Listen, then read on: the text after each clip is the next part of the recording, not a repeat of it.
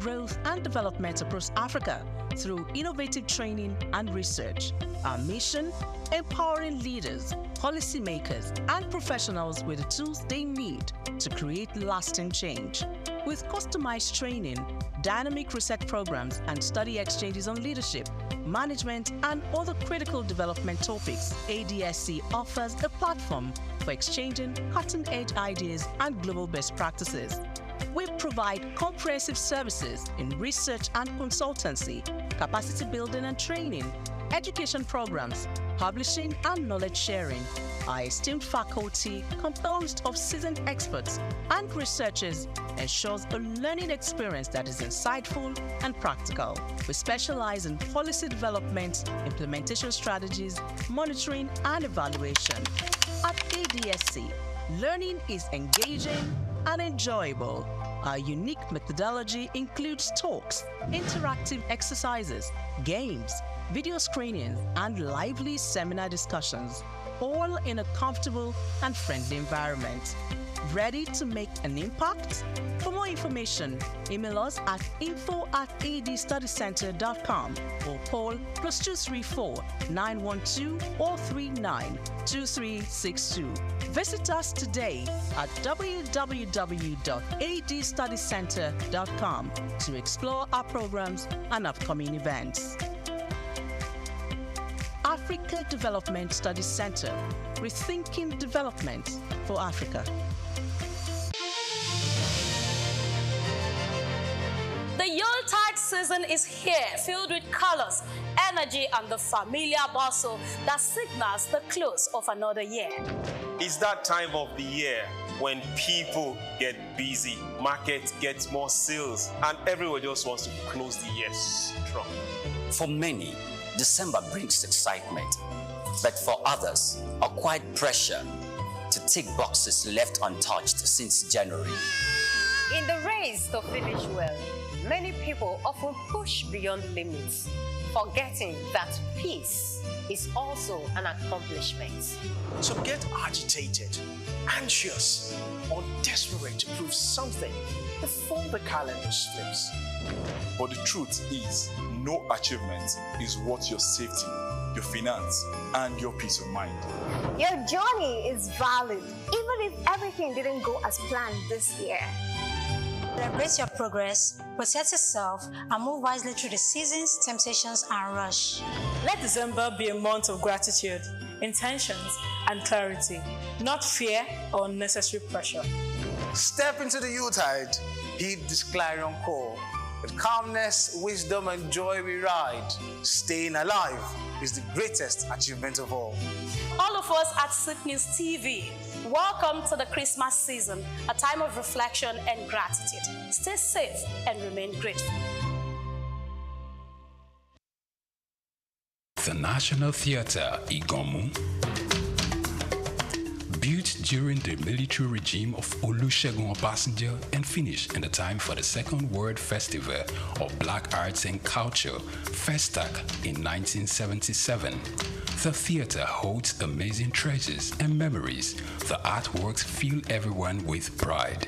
The National Arts Theatre is visible from the motorway which connects Lagos Island and the mainland. The National Theatre is packed with the artworks of a legendary contemporary Nigerian artist, stained glass walls by Yusuf Grillo, sculptures and murals by Lamidi Fakeye, Erabo Emopai, and many others.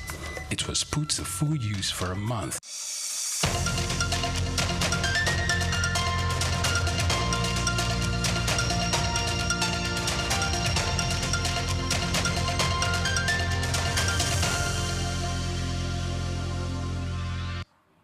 Welcome back to Just Africa. Yes, we're still discussing fist frames and false narratives. Can boxing, really build peace? And we're still on with Olumide. Yes, Olumide Oyedapo. He is a fight event strategist, grassroots boxing development expert, host, Which Way Niger, and boxing podcasts. So glad to have you, Olumide Oyedapo. Thank you. Yes, okay. First of all, we apologize for the technical glitch we had. But moving on, we have seen other sports like wrestling, football, most contact sports. They have rules guiding them. For wrestling, WWE, for instance, you cannot you can't punch directly at your opponent, and there are rules. There is a way you fight, of course, the ref will come in. But when it comes to boxing, some of those rules, in fact, those rules don't work when it comes to boxing. UFC, you can even kick the person's head, and they call it knockout when the person falls and all that, and you hear the people screaming, yay! It's, it gives people excitement. Now, my question is, can't some of, if we are saying, okay, let's not abolish the sport entirely, because people are making a living out of it, how about we review the rules guiding the sports? How about we say, okay, there are some rules to prevent future effects, like the ones we've seen. Don't you think so? Is it not possible for us to review the rules? The rules, what everyone should understand is that the major boxing body in the world that are in charge of coordinating the sports at the global level, there's always the conventions, there's always a move to make the sport healthier. You understand? When prize fighting, professional boxing was started in the USA, the normal boxing fight would take you about 15 rounds.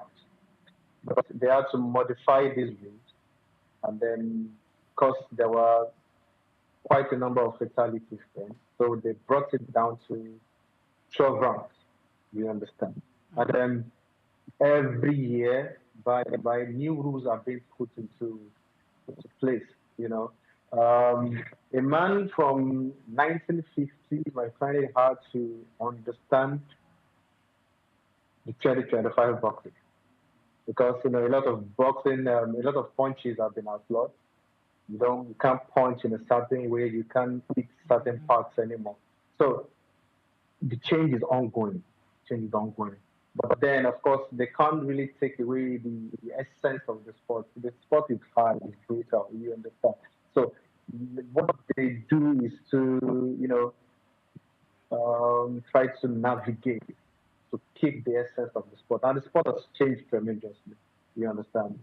It's no longer the sport of it's me, I eat you. It's now a sport of brilliance. You have what we call boxing IQ now. So when you're training in boxing now, it's no longer the brutal sport that used to. Because let me say like 10, 20 years ago, when you watch a boxing match, both the winner and the loser, you can't tell them apart. But things have changed now. You understand? Things have changed. It has not changed enough. I feel that more has to change. Now, looking at the entertainment side of it, why can't we just keep it at the martial arts level for self-defense? Yes, let's entertain people, not with the blood side and the kicking. And I watch boxing, I watch UFC. So sometimes some people feel that I am looking at it from the emotional angle. But the question is, can't we just keep it at that level and still have fun and still be entertained with it? Hello, Olumide, are you there? Okay. Quite interesting. All right, okay, I think he's back. Okay. Olumide, did you get a question? Okay, he's gone. Okay, he's gone. I was actually going to ask him maybe a rather funny question, but what about female boxing? Women have very sensitive and delicate attributes. Are they the same, female boxing and male boxing? Are they the same? How do we... Are there certain, things you should not do? I mean, for a man, he can definitely take punches almost anywhere around his head to Yes, chest. I think the only rule I know is in boxing is that you don't hit below the belt. That's the one I know of. For men? I think for women too. Okay. Yes, I know that's a general rule. But whether you don't have to, I watch boxing, and I watch the female fighting as well. And you see the bruises, you see the eyes, you see the... Yes, I think the bruises is just as a result of the impact of the punch. Of course, and that is what I am so concerned about. And that is the sport. Now, boxing has to do with skill. You have to be tactical. Look, I have a problem with you now. For instance, some people, then you have to know your weaknesses and your strengths. Some people are very good with their left hand. Some people know how to throw punches with their right hand. Yes. So if you're good with your left hand, you need to know how to harness it. Yes. Now, they weigh punches too. Some punches, it's just one punch and it's a knockout. Yes. That's why you see some boxing rounds, one knockout, one round, and that's all. People like Mike Tyson, he did it in 1 or 2 rounds, and the opponent is on the floor. So, but it has to do with tactics because you have to study. It has to do with discipline, resilience, because some boxers, they wait till the 8th or 9th round when you are exhausted. They save up all that strength. They guide all the punches being thrown at them. So by the time he's getting to the 6th, 7th round, the opponent is tired, he's weak. And that is when they start to throw that punch. True. So you see, it's well calculated, it's tactical, and they know where to hit. It's not just about you hitting his nose. There are certain places you will hit that reduces the strength. So that is just one of the good parts about boxing. It's an interesting match. Now, the reason some persons are saying no, this apart from the commercial aspect of it and the entertainment part, some persons, like you rightly said, see it as a form of discipline. Yes. Now, once you can discipline yourself in boxing, you'll be able to discipline yourself around so many things. Yes. You understand? So some feels that they can use it for anger control. Yes. So because while I was going through, it said, once you know, okay, this is what I should do at a certain point, then I should be able to put myself under control and ensure that I am safe within that period. Just as you explained now, you already know that, okay, you study your opponents. Before the games, you've gone to know what matches. You understand what this person is all about. Okay, how does the person throw his punches? How does the person dodge punches? How does the person do this and do that? So that is the aspect of discipline. Some of them see. Some see it as a form of staying healthy, rather. Yes. For you to be able to go all those rounds, you have good to fit. You understand? You have to be very, very fit for it. So they say it, yes, it keeps us healthy. We have to eat well. You have to do what you're supposed to do. You have to exercise because that is not an exercise in a way. That's fight. Yes, it's fight. But they go through a lot of rigorous exercises yes, to get there. Exactly. So because of that, some persons say it's okay. It's not a bad sport. But for me, any sport that I have to deliberately ensure that you go out, you go blank out for a while. Well, like he said, and I will not laugh and someone is jumping. And you know the funniest part of it? You will see someone with broken eyes, broken nose, half of the face swollen, and on the internet, you now see the before and the after. And at the end of the game, the one with the swollen face comes out and tells you, well, it was an interesting game. I enjoyed it. Enjoyed it what? That's the sport. Let's have Olumide Oyedapo back. Welcome back, Olumide. Thank you very much. Apologies about that. No problem. So I was going to ask you about female boxing. Is it different from male boxing? Of course, women, I wouldn't say they are the weaker part, but women, definitely you have to be gentle. You are being told to be gentle with them. So imagine them in a boxing ring. Do you go fair with them or do you go brutal with them? I mean, women to women, not men to women. Yes, the whole essence of boxing is to make the weak man a strong man, a formidable opponent. Yes. So yes, women boxing is real, although there are some slight modifications, basically. At some stages of women's boxing, you have to wear the headguard, which is very, very important. As long as they are amateurs, they are not professional, they must always put on the headguard.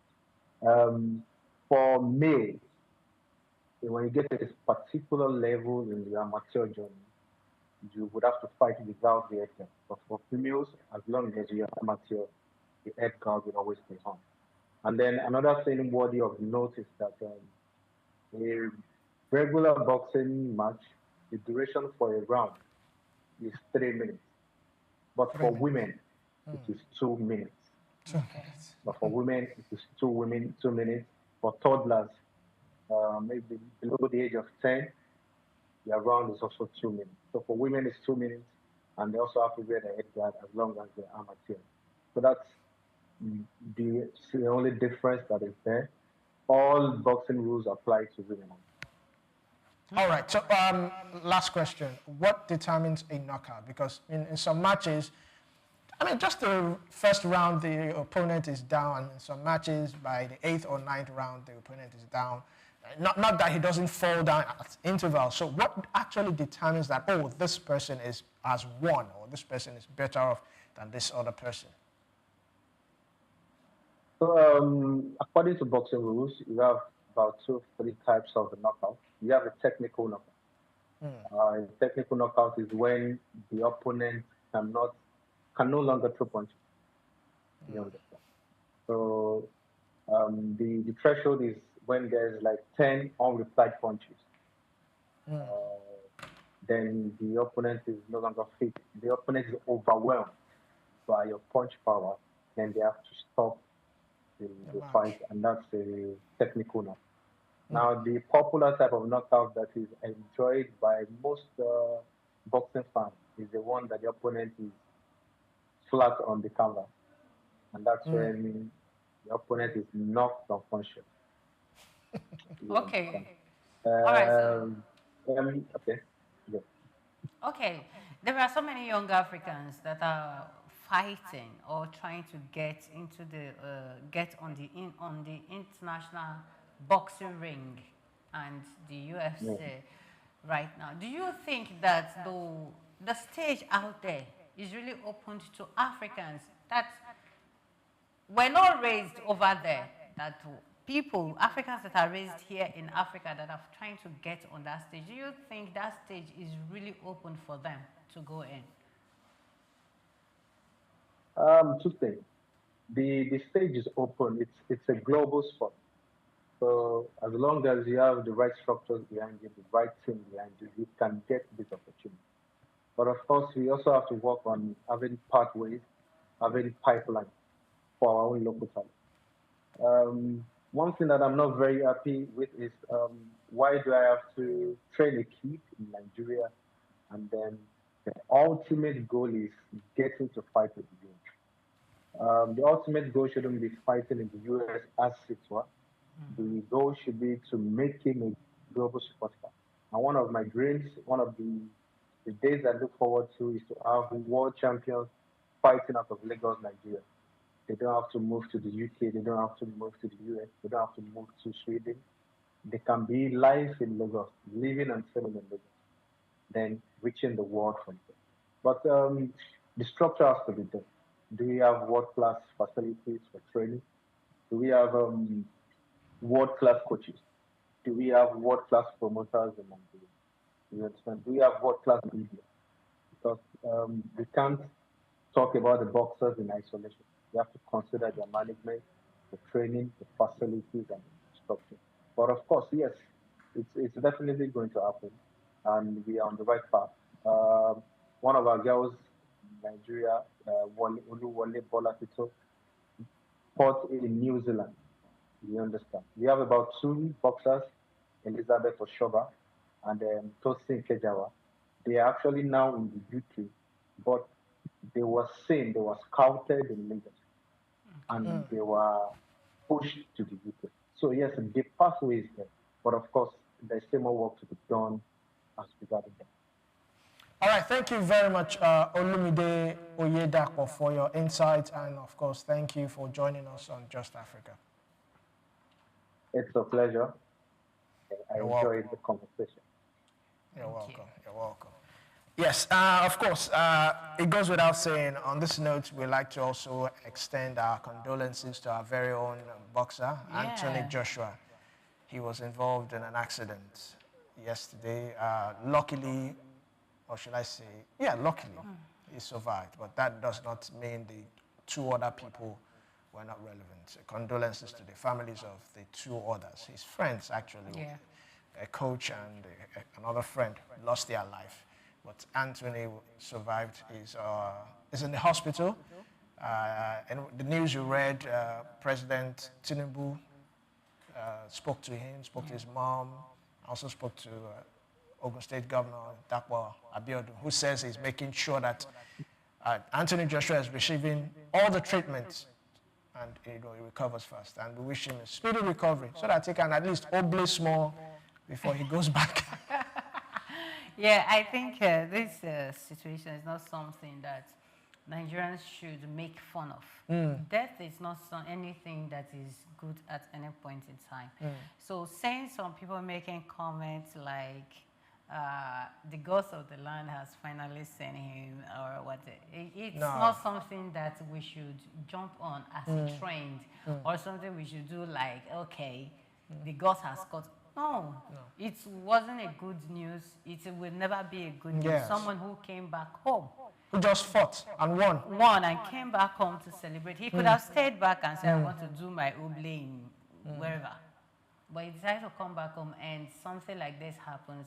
It's something that, yes, every one of us should be sad about. It shouldn't even happen during Christmas. It shouldn't even happen this period, not this festive period. So yes, we really are sincere condolences to the families of those that have lost their loved ones. And of course, I know this is going to hit Anthony Joshua so much because these are his friends, his close friends, people he makes up with. So you know it's painful, but then we hope he recovers. Then we hope he recovers very, very fast. And of course, like our guest said, this is not going to stop him from fighting.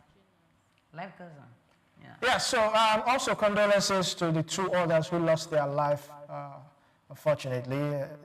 Anthony Joshua's personal trainers who are with him on their way to, I think, Ogun State. And their vehicle hit a truck on the roadside, and it was quite tragic. But he's receiving treatment. We wish him speedy recovery. And on this note, we draw the curtains on today's episode of Just Africa. And until tomorrow, let's keep asking the big questions that shape Africa's tomorrow. I am Olumide Shokoya.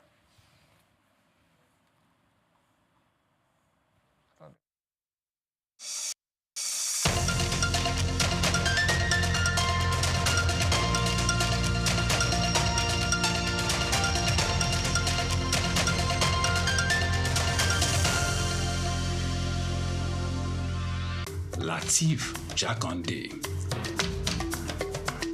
Born Lateef Kayode Jakande in the Ekbetedo area of Lagos Island, Lagos State on July 1929. He studied at the Lagos Public School at Enwawa, Lagos Island, then at Bonham Memorial Methodist School, Port Harcourt, King's College, enrolled at Ilesha Grammar School, where he edited a literary paper called The Quarterly Mirror. Jakande began a career in journalism in 1949 with the Daily Service and joined the Nigerian Tribune in 1953. The owner, Chief Obafemi Awolowo, appointed Jakande editor-in-chief of the Tribune in 1956. Jakande established John West Publications in 1975 after leaving Tribune and began to publish the Lagos News. He served as the first president of the Newspaper Proprietors Association of Nigeria, NPAN. Jakande ran for election as Executive Governor of Lagos State in 1979 on the Unity Party of Nigeria platform. His administration was effective and open and implemented the cardinal policies of his party. He introduced housing and educational programs targeting the poor, building new neighborhood primary and secondary schools, and providing free primary and secondary education. He gave poor people's children education, and many of them are now very prominent in the society today. Jakande established the Lagos State University and constructed over 30,000 housing units. After the military takeover in 1983, Jakande was charged, prosecuted, and convicted of treason and later pardoned. He served as Minister of Works under the Sani Abacha military regime. He died in Lagos on February 11, 2021. Lateef Jakande was the first civilian governor of Lagos State. Lateef Kayode Jakande, SOUQ Enlightenment. Dr. SOUQ A. Adedeji, whose leadership has significantly transformed Nigeria's tax administration, is a distinguished first-class graduate in accounting from the prestigious Obafemi Awolowo University, Ile-Ife, and he currently serves as the chairman of the Federal Inland Revenue Service, FIRS. I firmly believe in the wisdom encapsulated in the statements. Revenue growth is the lifeblood of the national economy, providing means to fulfill essential duties to its citizens. These words capture the core principle that will guide us as we navigate the challenging terrain ahead, ensuring that our nation thrives and fulfills its obligation to its citizens.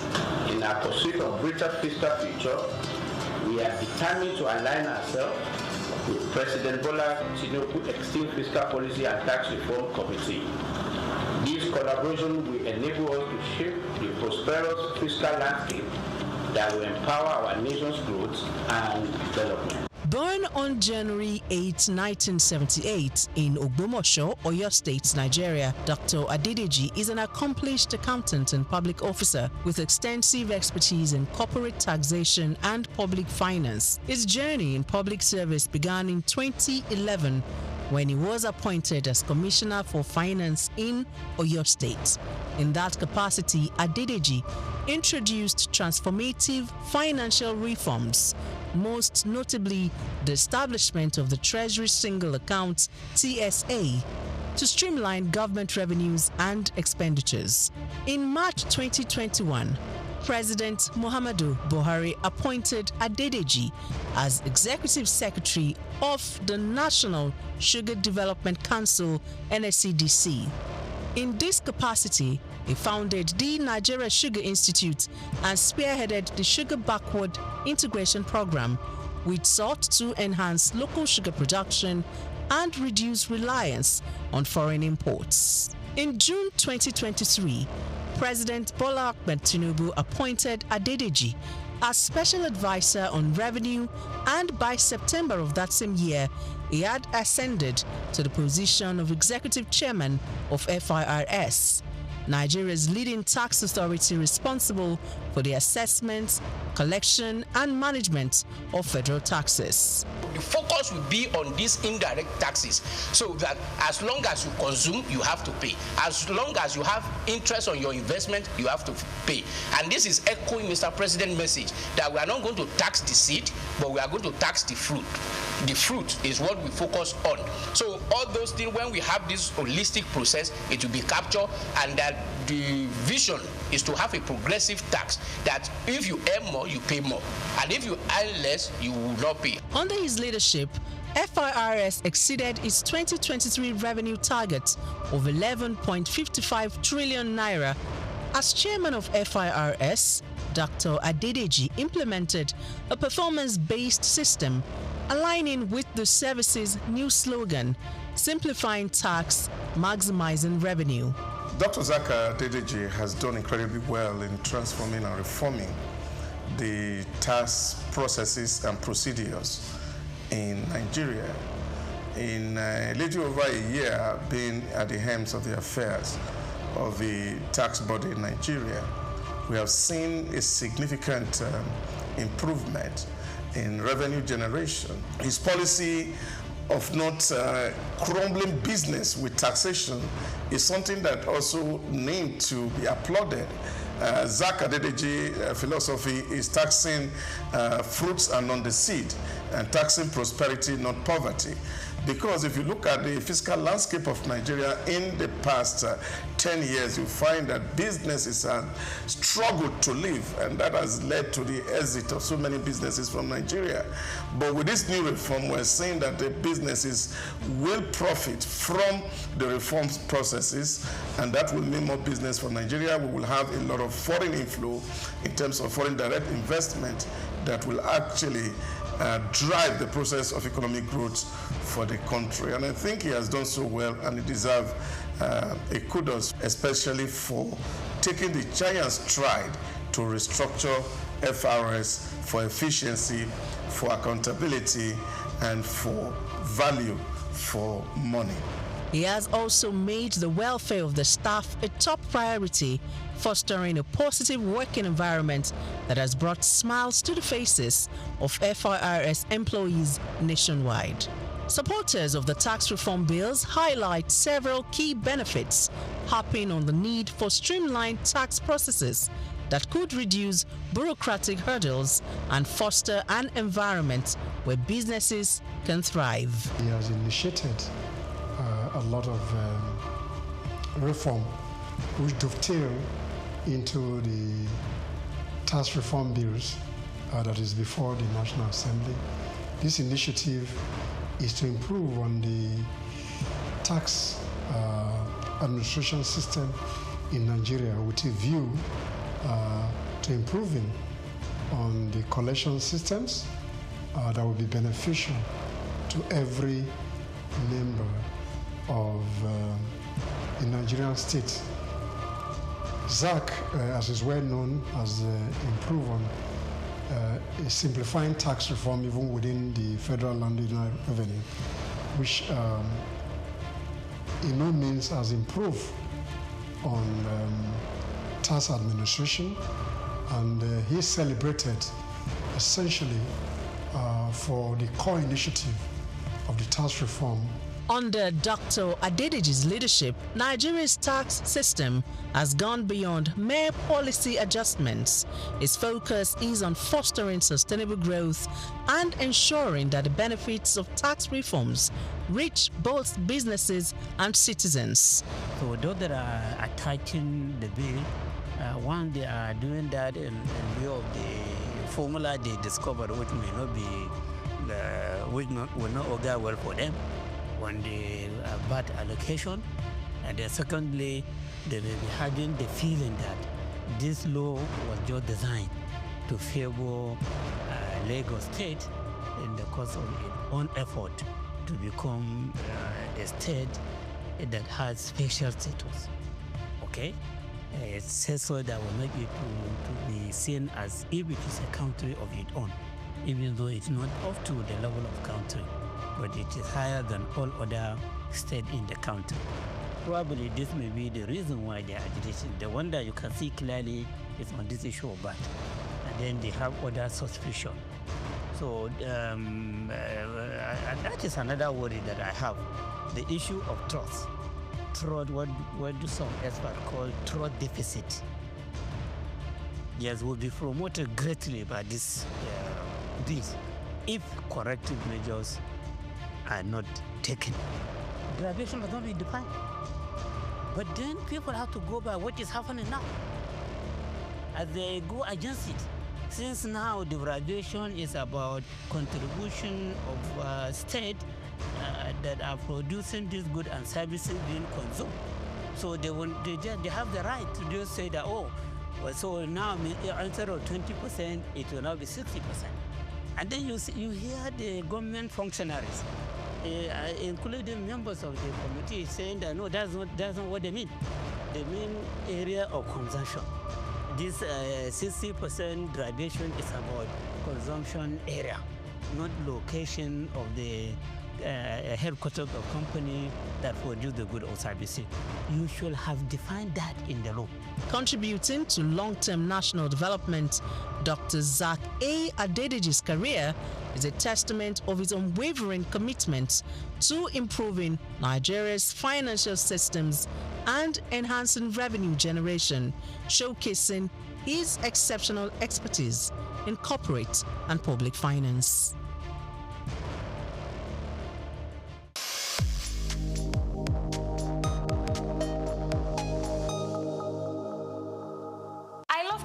because of my everyday cup of coffee.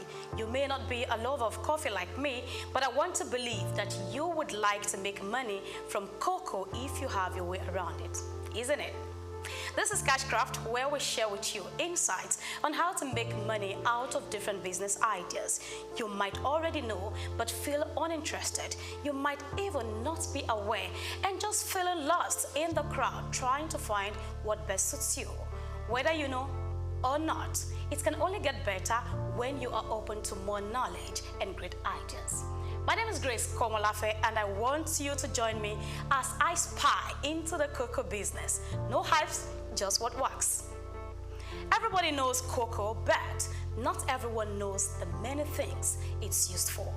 When you hear cocoa, your mind jumps straight to the chocolate, sweet, dark, rich chocolate. But cocoa is far more than a one-trick bean. Cocoa comes from the cocoa tree, Theobroma cacao, but the part used for cocoa and all the other products is the bean, which grows inside the tree's pod. The cocoa tree produces large, colorful pods. Inside each pod are 20 to 50 cocoa beans surrounded by sweet pod. The beans are the real stars. They are fermented, dried, roasted, and processed to produce cocoa solids, cocoa butter, and chocolates. Cocoa is rich in fat. Beyond chocolate, it is used for food and beverage, beauty and skincare, pharmaceuticals, agriculture and industry, health and wellness. Now, let's talk business. Starting a cocoa farming business can be rewarding, especially in tropical regions where the crop thrives. Here are key tips to help you begin. 1. You need to understand the crop. Cocoa grows best in humid tropical climates like West Africa, South America, and Southeast Asia. It needs plenty of rainfall, shade, and rich, well-drained soil. And it starts yielding from 3 to 5 years after planting. 2. Get training or mentorship. Learning from experienced cocoa farmers or attending agricultural workshops can help a great deal. Likewise, understanding the life cycle, such as nursery period to transplanting, maintenance, harvesting, drying and fermenting remains very important. Usually, cocoa trees begin their journey in a nursery where seeds from high-yielding varieties are planted in fiber pods or plastic bags. These seedlings grow quickly, and in just a few months, they are ready to be transplanted to the main farm. 3.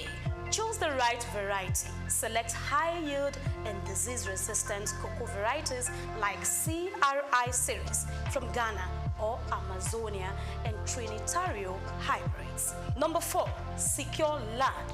Choose land in a cocoa-friendly zone. Test the soil to ensure it's fertile and free from waterlogging. 5. Set up a nursery. Germinate seeds in polybags or trays for 3 to 4 months before transplanting. Alternatively, buy seedlings from a certified nursery. 6. Land preparation and planting. Clear the land and provide shade. Cocoa doesn't like direct sunlight. Space your cocoa trees 3 times 3 meters apart. Include shade trees like banana or plantain in the early years. We move to 7. Now, regular maintenance. Weeding, pruning, mulching, and pest disease control are crucial.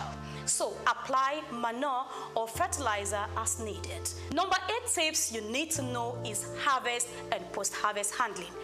Cocoa pods are ready when they turn yellow or orange. Harvest with care. Don't damage the tree. Ferment beans 5 to 7 days and dry them thoroughly for quality. And now it's time to make the cash. The number 9 tips is to market and sell. Connect with local cocoa buyers, processors, or cooperatives. Remember that quality beans fetch better prices. Hence, focus on good fermentation and drying. Lastly, I bring you the number 10 tip. Think long term. Cocoa is a long-term investment, so be ready for it. No complaints or over-agitation. Consider forming or joining a farmer cooperative for support and better access to resources. May I add that to begin a cocoa farming business, it is important to establish a comprehensive business plan. This plan should encompass key aspects such as the business description, product offerings, organizational structure, marketing strategies, competitive analysis, operational procedures, and financial details. These elements are crucial for laying a solid foundation to successfully launch and grow your cocoa farming venture. Kindly do a very detailed research to support the tips I just shared with you. So when you get in, you can come out with encouraging profits. Note, this is not a professional guide. It is just a heads up, a way to call your attention or pull you out of the lost crowd so you can begin to think differently and think business. Until I see you again, I am Grace Komalafe signing out on Cashcraft.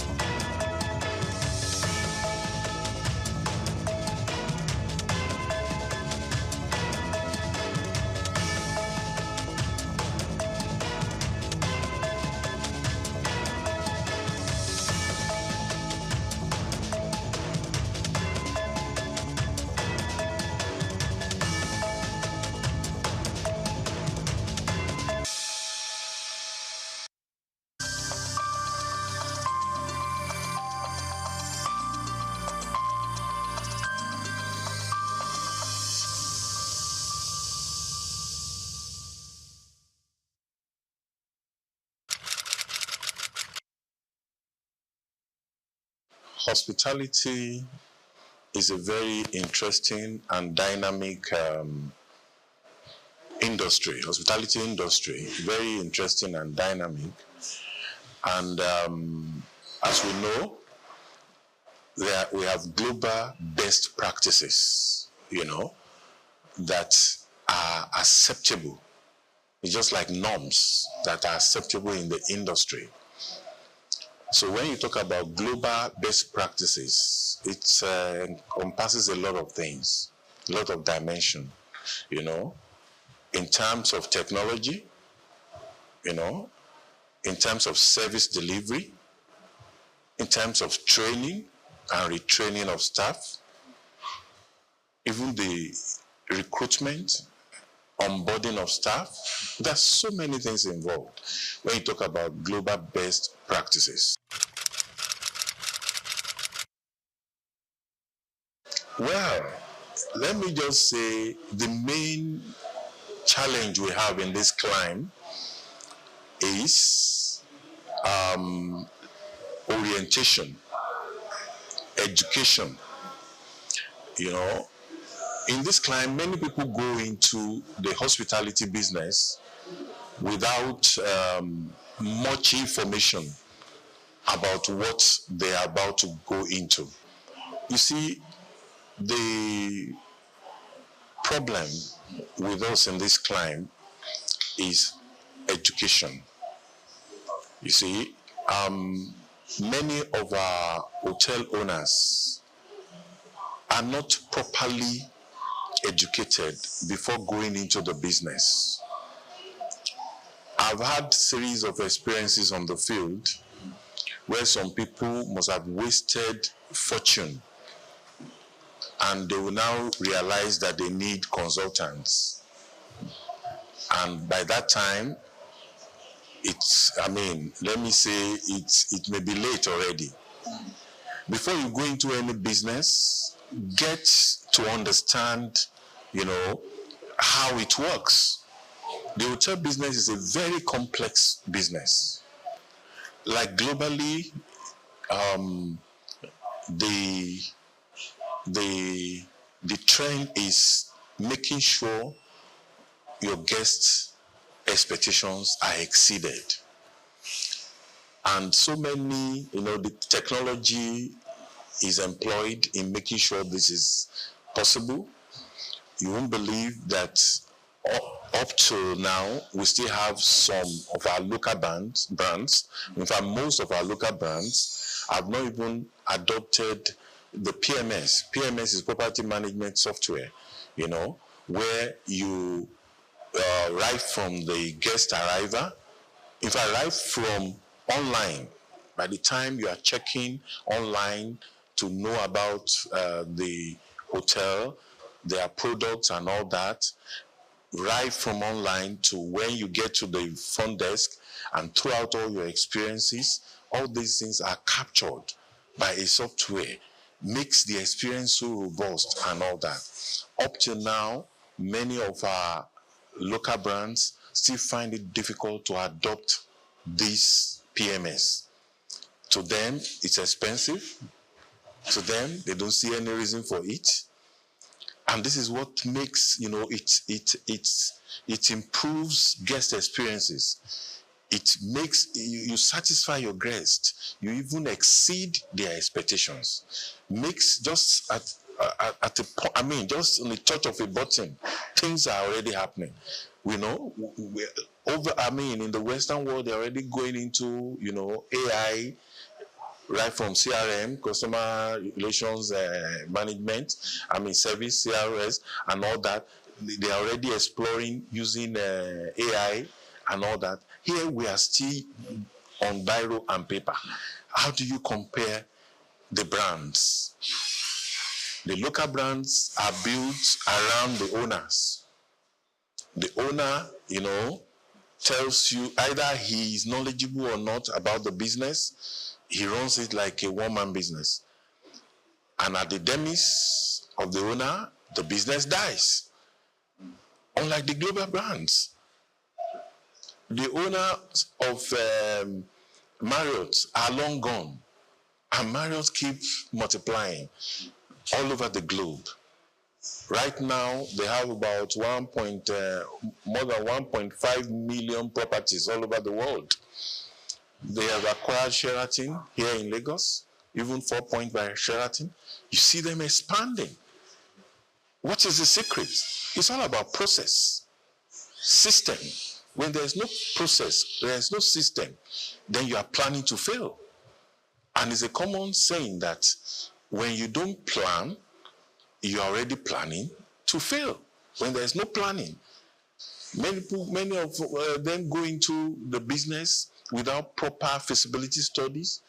A young man came in from diaspora, was not just last year, to invest in this same hospitality business, set up a lounge on the island.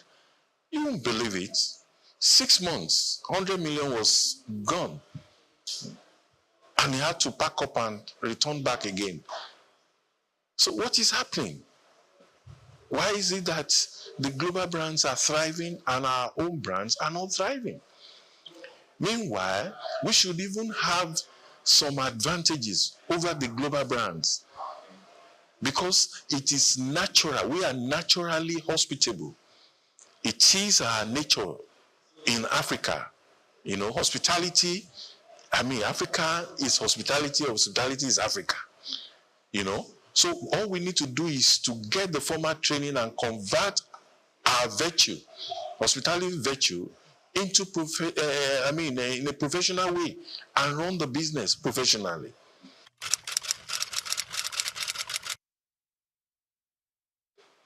Well, actually, it's not by the quality.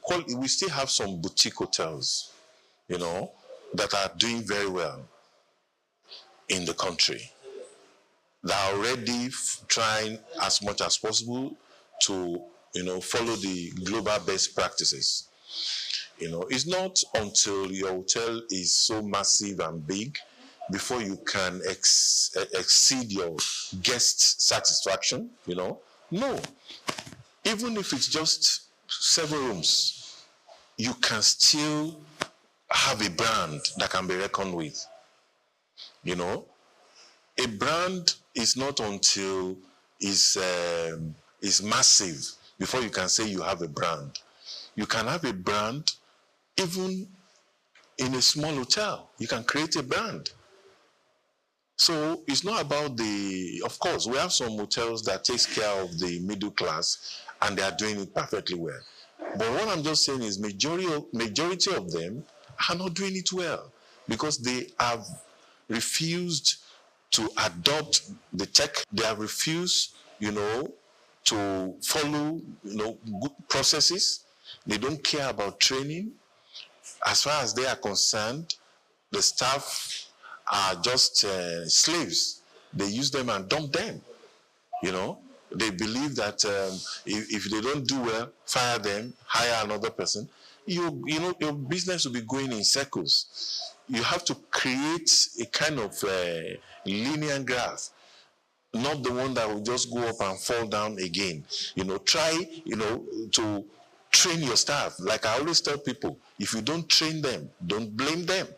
Because, you can't imagine spending billions of naira to erect a structure in the name of a hotel, and you cannot even onboard your staff properly. Most of them, they just employ anyhow, put their relatives, and they start running. There is no onboarding program, no vision, no mission, no core values, no SOPs, and and as far as they're concerned, they are running a business. When the owner is not around, nothing can happen. And the guests are complaining. Why is it that you don't have these things in stock?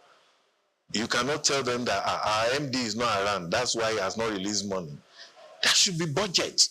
You run such businesses on budget. If he has to release money, he releases the money, as at when the budget is ready and the budget is funded. So the business runs on autopilot. It doesn't have to be there. But most of these local brands, they want to be there to see everything, and it's not possible. It's not possible. Or else, like I said, at the demise of the owner, the business dies. What is the secret behind the companies like Coca-Cola, and all the Marriotts of this world, the Sheraton, etc.? What's the secret? It's because they have process and they have a system. So once there's no process, you're just wasting your time. So and like I always say, a brand is built. It does not come by accident. There has to be intention. It has to be deliberate. You have to be deliberate about building a brand.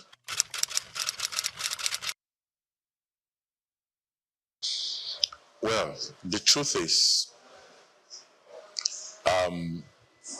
staff will always live where they are not well treated. One thing is to say you are training. Another thing is the environment conducive for them? They're not animals. If they are well treated, they will stay. They receive training. They see a future in the organization. There's nothing like staff handbook. You don't even know your rights. You don't know your privileges. You don't know where the company's right stops and where yours starts. You don't know whether you are entitled to leave or not. In fact, that one is in the hotels. In our climb here, there is nothing like leave. You treat them anyhow. Why will they stay? But go and check out those local brands that have adopted these global best practices. Their staff are not going because they see a future. And the issue of trust, you're talking about trust. It's not peculiar with the local brands. If money can be stolen in the local brands, it can be stolen in the international brands. But the difference is the process. You see, like most of our clients, when we try to that we consult for, when we take over, I always tell them, look, let's put a system in place. Increase their salaries. Let their salaries be enough. Then those that were there with the wrong intention, by the time the systems are in place, they will leave because they know they cannot steal. Recently, in one of the hotels I consult for, somewhere in Ogun State, we recruited the maintenance officer, and they overheard him talking on phone that, it's like there are no lapses here. Barely 7 days. He was already looking for, lapses to explore, and that he has to leave. You won't believe, within a week, he has already given us a notice that he's resigning. Why? Because there's a system in place. We use this PMS we are talking about. Property management software. It has different modules. You have the front desk module, you have the restaurant and bar modules, you have the accounting module, the inventory module, different modules, and they all work together. It's a central thing. Even the HR module, whereby you onboard your staff on the software. Right on the software, you know whether their documents are complete or not. Those that are 80% complete, what are the outstanding documents, the guarantors, and all those things. But most of these people, when you tell them, it's alien to them. They don't believe it's workable here. All theirs is, and another thing, another dimension, another thing I noticed about our local owners is, how much was your sales yesterday? The next thing is he has taken everything. He's going to party. No future. The business has no future. And when the employees see you spend like that, see you behave like that, you are also tempting them to start behaving like that, to go into the money if they have the opportunity to, because they don't have a future in that business. They know their future is not guaranteed. Tomorrow the business might fold up because of the recklessness of the owner. You're building a business. Allow it to grow. Nurture it. Let it grow. Let it grow.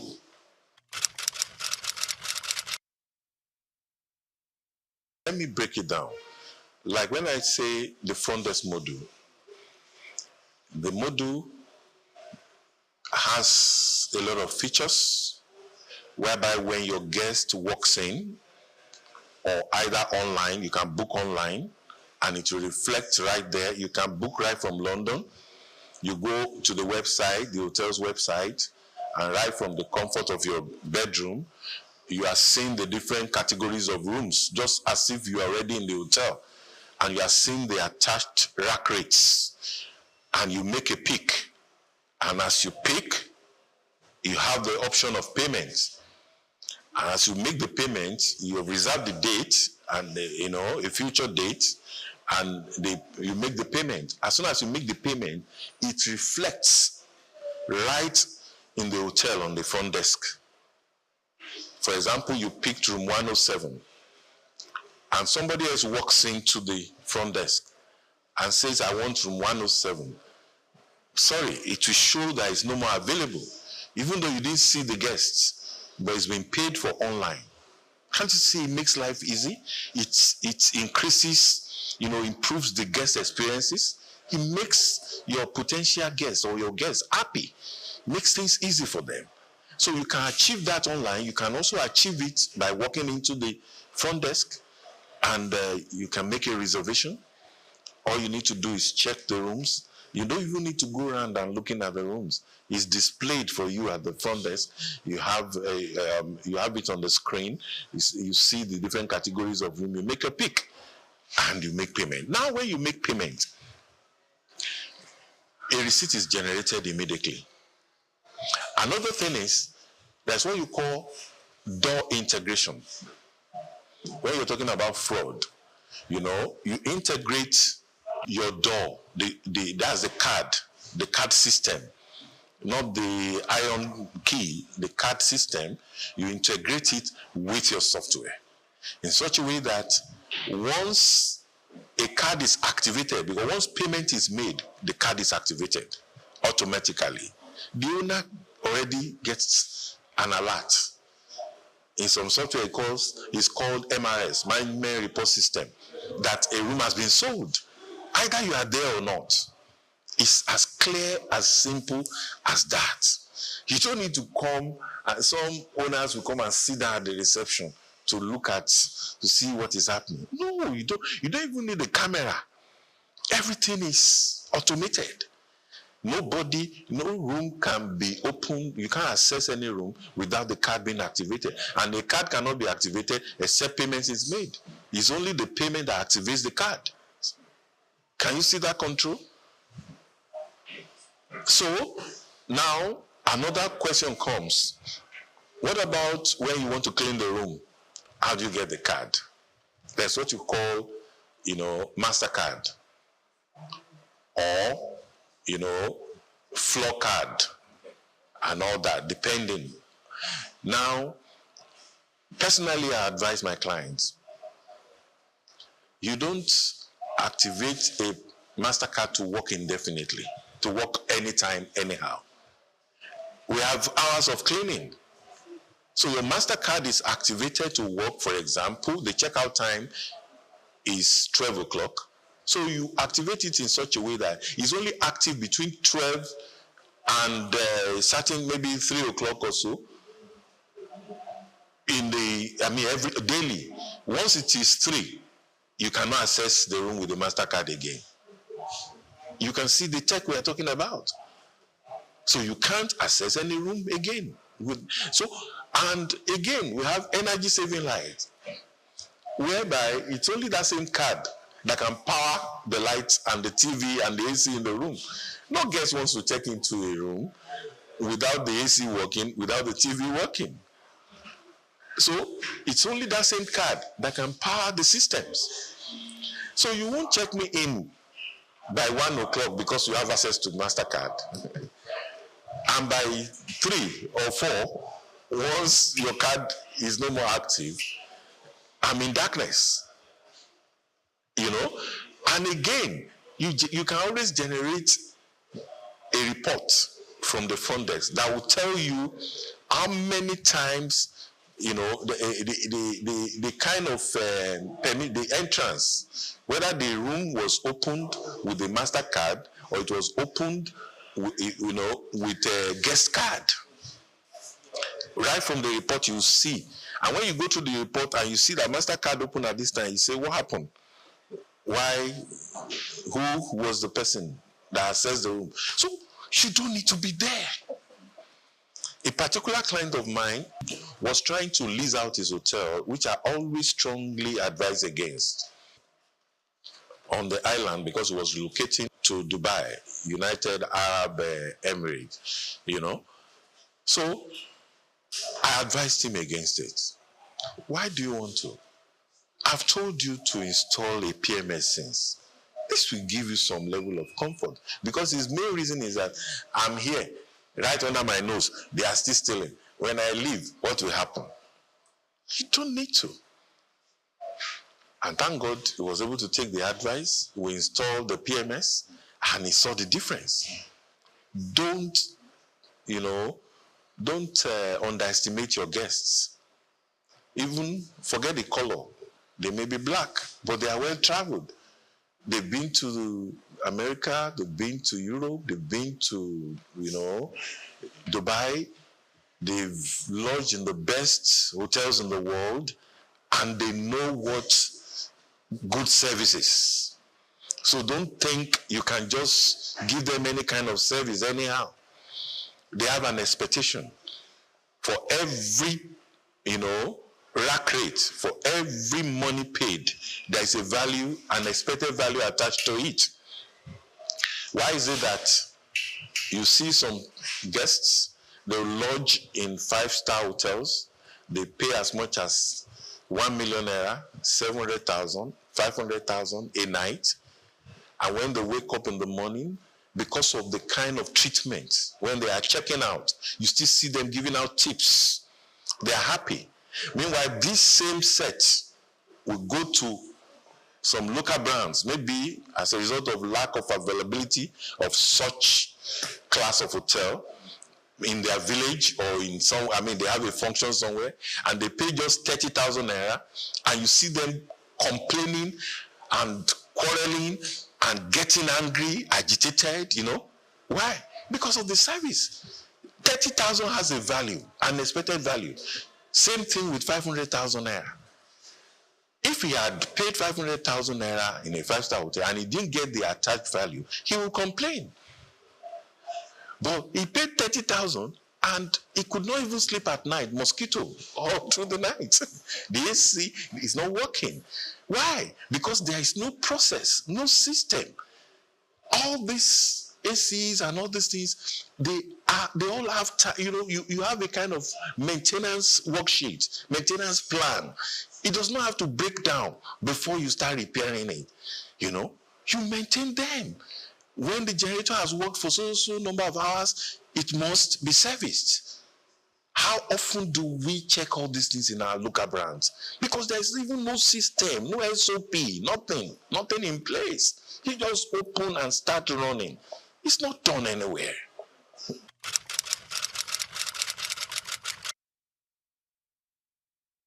I gave an example of someone who brought in 100 million naira and the whole thing disappeared. Let me say, what we should know is that money is inflammable. The whole thing went in flames. That's how I will put it, within 6 months. Why? Because there was no due process. There was no planning. He didn't understand what he was coming to do. He just dabbled into it. In my book, which I'll be launching soon in my event coming up, I call it ABC of creating a great hospitality brand. Simple, steps of creating a brand. I made reference to such owners as accidental owners. You just inherited a property, or you felt, okay, what is moving now? What can we do? They say hotel is bringing in money, jackpot. Many people have gone into it and they've gotten their fingers burnt. So I will advise investors, if you want to invest, do proper feasibility study. Do proper feasibility study.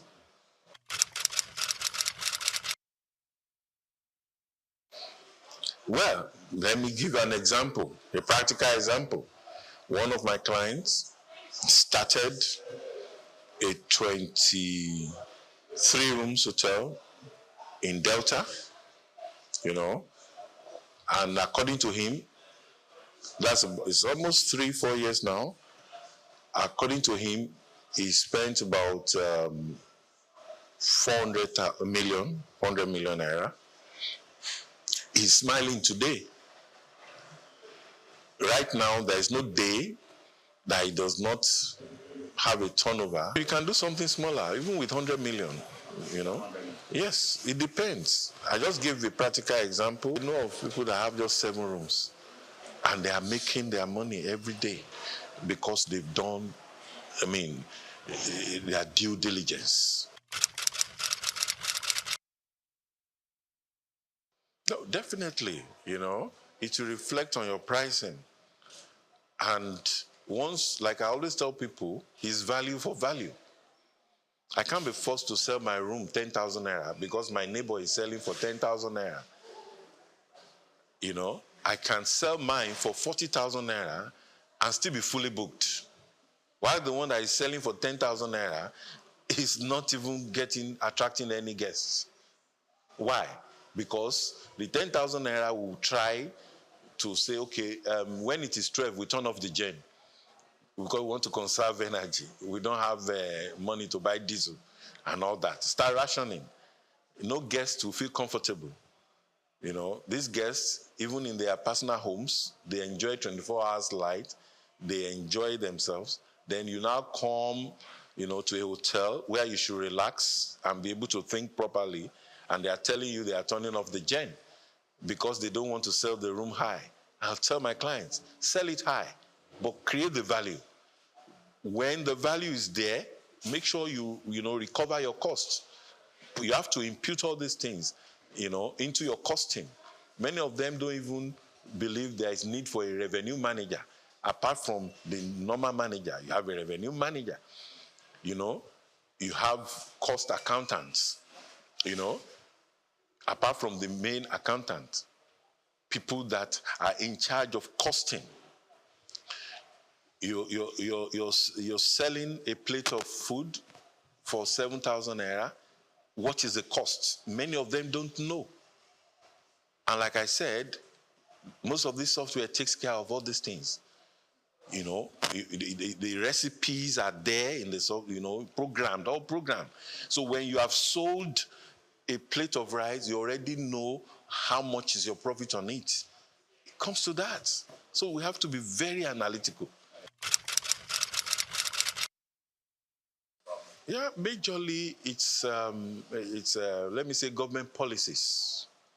It affects, you know, like in Lagos State now, the clock of consumption tax. Then the federal will still come and say you should pay VAT, which is repetition. Consumption tax is 5%. Then the federal government is asking for 7.5. Is that not 12.5? How? How do you survive? You understand? So these are challenges, and that's one of the reasons, you know, for the vision for my program, which will be coming up in September, you know. It's called Hotel Owners Dinner Outreach. You know, it sort of creates an environment where you have the policymakers, you have the stakeholders, the investors, the owners of hotel, the practitioners, all come together under one roof. Then we dialogue, you know, look at the investment climb, look at the challenges, we rub minds together, and we come up with solutions, possible solutions, you know, like you cannot be up there churning out rules. You are so far from the players. You don't even know, you can't feel them. You don't know what they are going through. A client of mine, the road to his hotel is terrible, very terrible. And it's hardly having guests. And this government arm will come and pay consumption tax. Another was to pay advert, another was to pay different kinds of local government will come and ask for their own, you know. So like this year's edition, we are bringing in the number one taxman in the state, for example, who will be in we call it investment roundtable, who will be in the panel. We have a representative of the international brand. That's the owners of Marriott Hotel in GRA, Ikeja, you know. He'll be in the panel too. And we have the permanent secretary, tourism, who'll be in the panel. So we'll bring them together. Then we have consultants, practitioners of over 40 years in the industry in that same panel. That's the president of AFCON. AFCON is Association of Tourism and Hospitality Consultants in Nigeria. He'll be in the panel. All of them. So let us discuss. Let's feel each other's pain. Let us understand. You know, the government, tell us why you are taxing us like this and all that. So that's one challenge. Another one is power. Of course, there's nothing we can do about that. It's a national thing, you know. And until it is solved nationally, we'll keep generating our own. But we always advise that, you know, owners should look at, you know, solar. which is environmental friendly. That's even the way, hospitality is going. We talk about sustainability, in hospitality, social, economic, and environmental. Those are other issues again, another topic entirely, maybe for another day.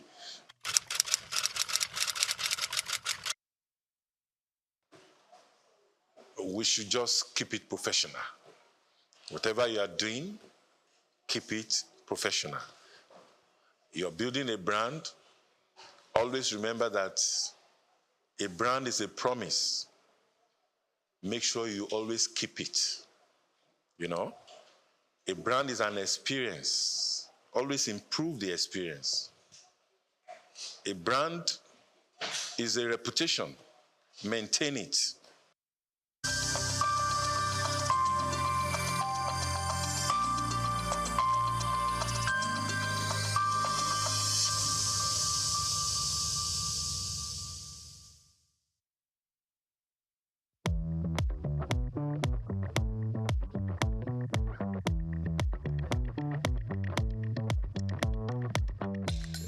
Let me first of all congratulate Nigerians for the 65th anniversary of our independence. Independence is a freedom that is given from colonial rule, which can be termed self-rule, self-governance. And since 1960, we've been having self-governance. What is it really self-governance? That's another debate for another day. But from what happened, we were very young at that time when independence came to the country. I'm very, very aware of the 1963 declaration of Western Nigeria, declaration of republic when Nigeria became a republic. That was when I can physically or personally remember. But then, a lot of things had gone underground. The joy of the independence has always been cut short and is not getting to the expectations of the people. It's difficult. The main thing is that every time a government comes in, we seem to be in a quagmire of difficulties, and we tend to go back to the past government that we said that they were not good and feel that they were better than what we have today. It's not only, all governments are always better, except the one I can pick out is during the military regime, 1975 to 1976, about 9 months or so. And maybe because that government did not last long. So maybe that is why we still feel that that government was one of the governments that really met the needs of the people.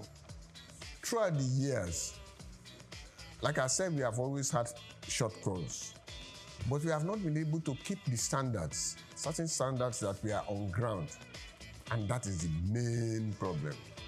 Everybody wants to have his own way. The military have not really helped us. They have, every time there is a military coup, Nigeria is set back to 1960. We are reset to 1960. And the 1960 of that time is different from the 1960 of today. That is, when you compare them, what we have on ground today is quite different from what we had on ground in 1960. That means we are starting again. But we have to develop in our own way. We have to be open-minded, and we have to think positive.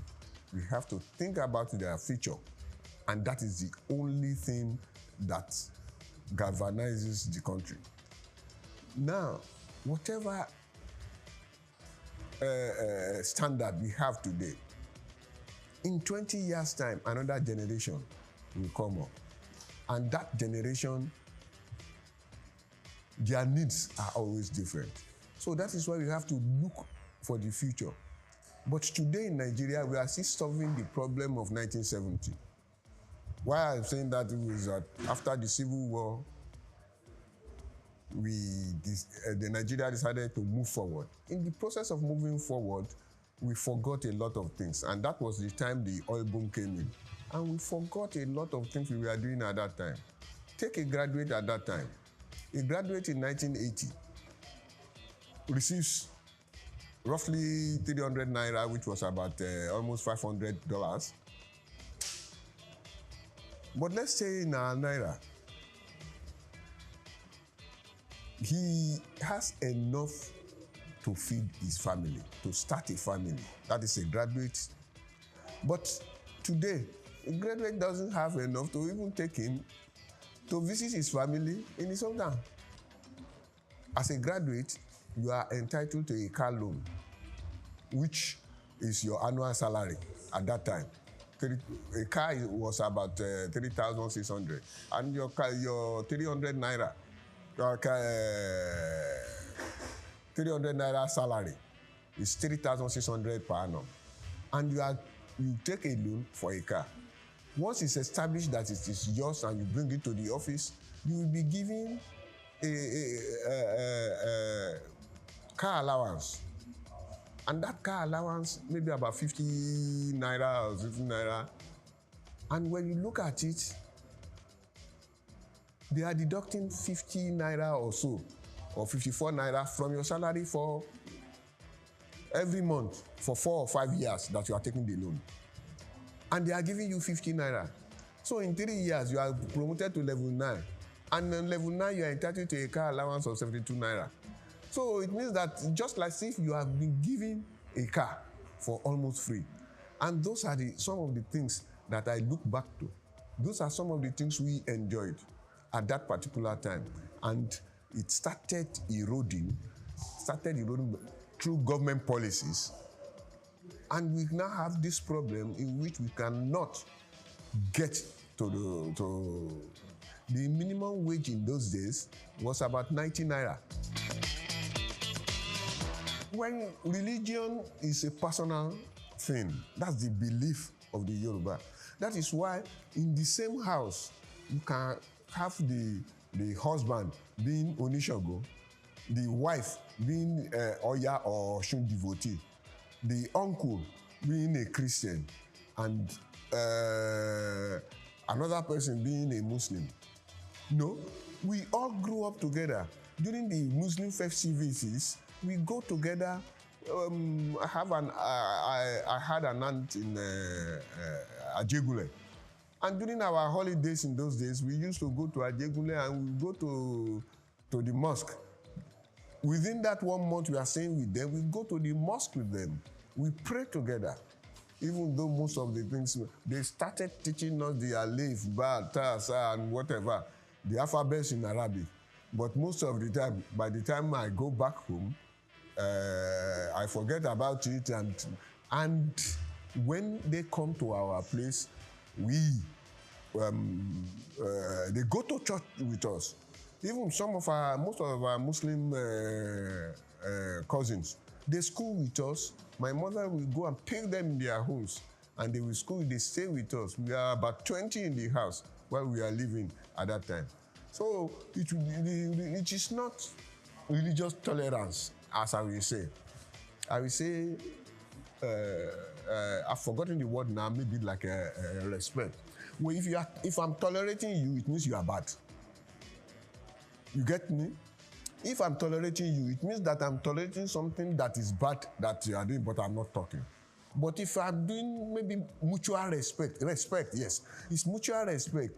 All religions in Lagos or in Yoruba land, particularly, they had mutual respect. When it is time for the Egungun festival, we will come out with our families, with them, with those that are in the Egungun. When it's time for the Ifa festival, we go to them.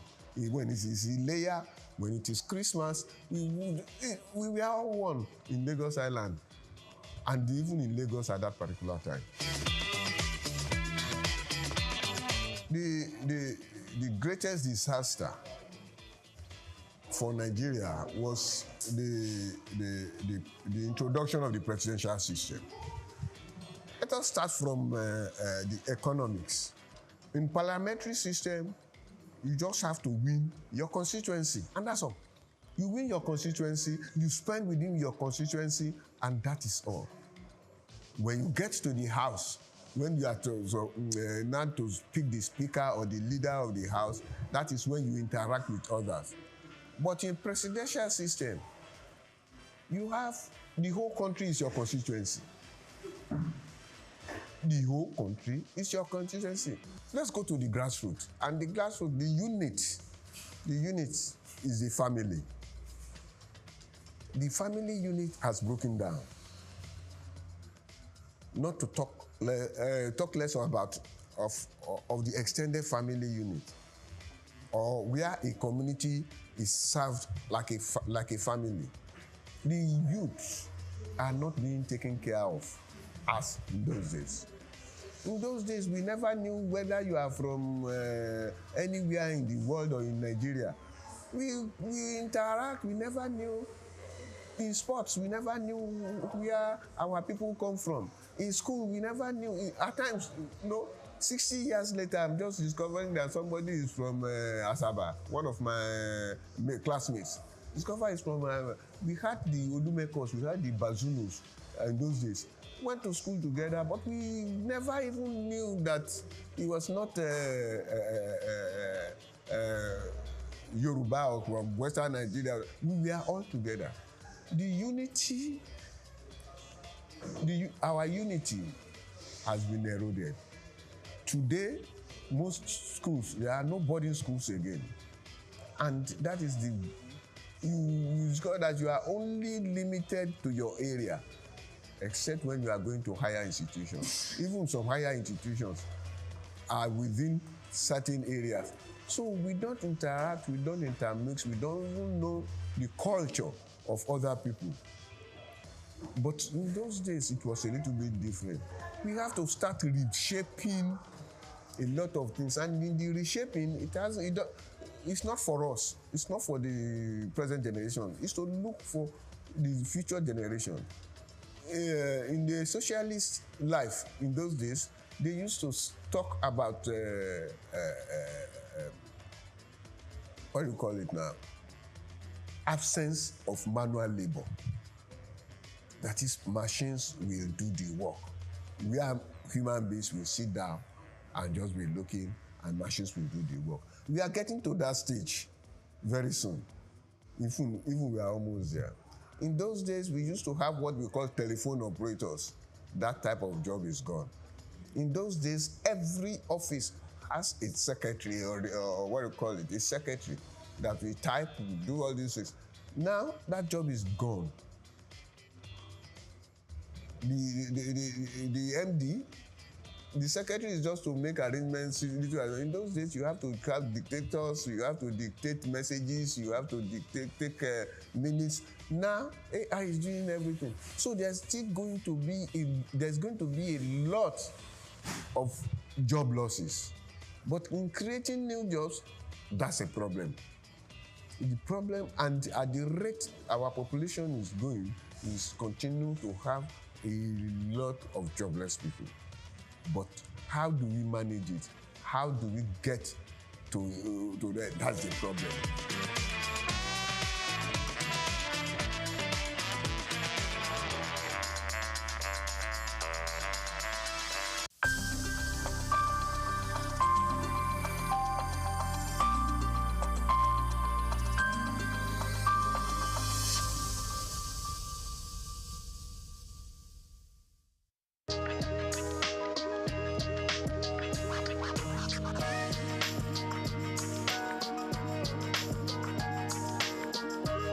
Well, thank you very much indeed.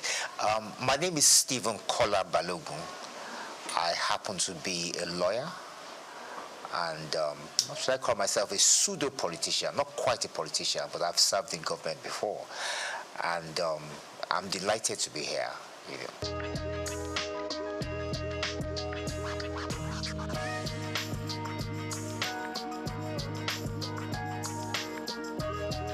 Well, thank you very much. Well, yes, is it my family or the wider family? I mean, like I said, I'm the son of Chief Dr. Kolawole Balogun of blessed memory. Like I said, he was a former politician, a frontline politician. He was the General Secretary of the National Council of Nigeria and the Cameroons, later National Council of Nigerian Citizens. He was the General Secretary of that party for about 8 years.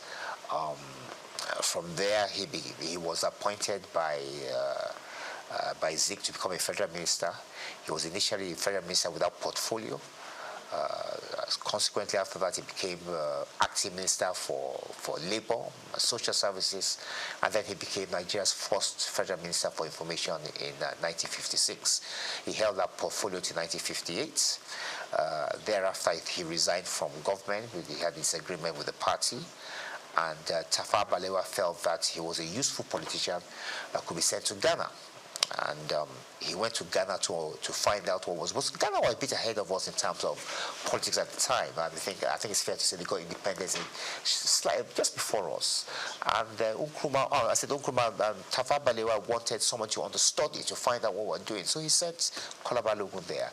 Initially, he was commissioner, and later, when we gained independence in 1960, he became high commissioner.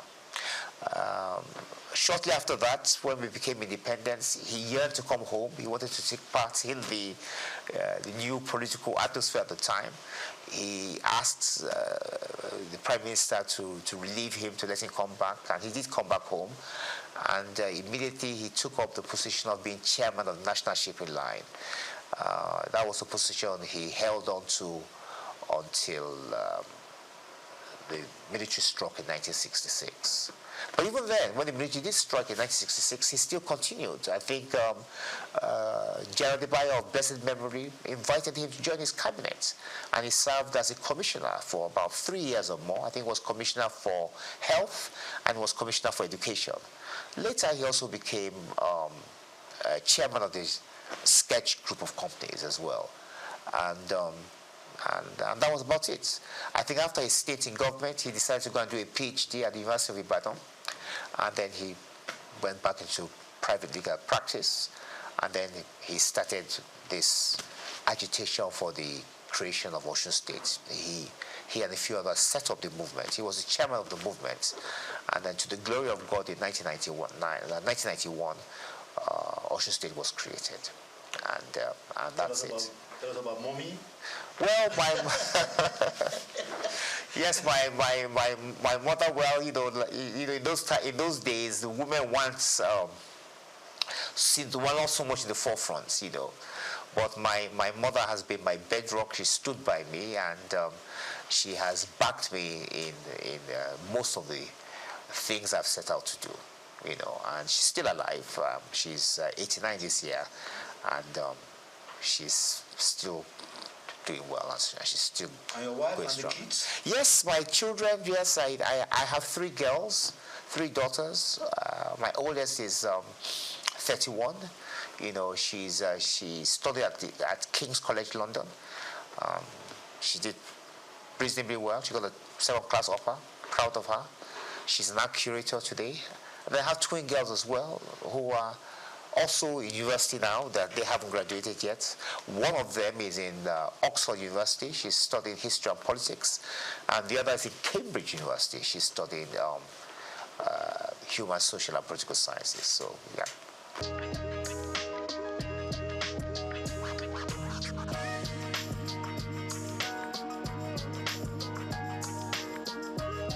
I did. I mean, my father, Chief Kolawole Balogun of blessed memory. Yes, he was in the first cabinet in the First Republic, the first ever cabinet Nigeria had, and he served as the Federal Minister of Information and Research. As a matter of fact, he happened to be Nigeria's first information minister. Later, T.O.S. Benson, of course, became the independent Nigeria's first information minister, but independent Nigeria. But Nigeria's first ever information minister happened to be Chief Kolawole Balogun of blessed memory.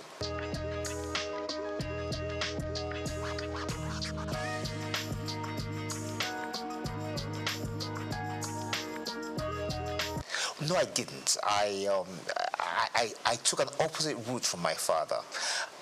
My father went into politics immediately after he finished his education, and then he now ventured into law a little bit later. I decided to look at things differently.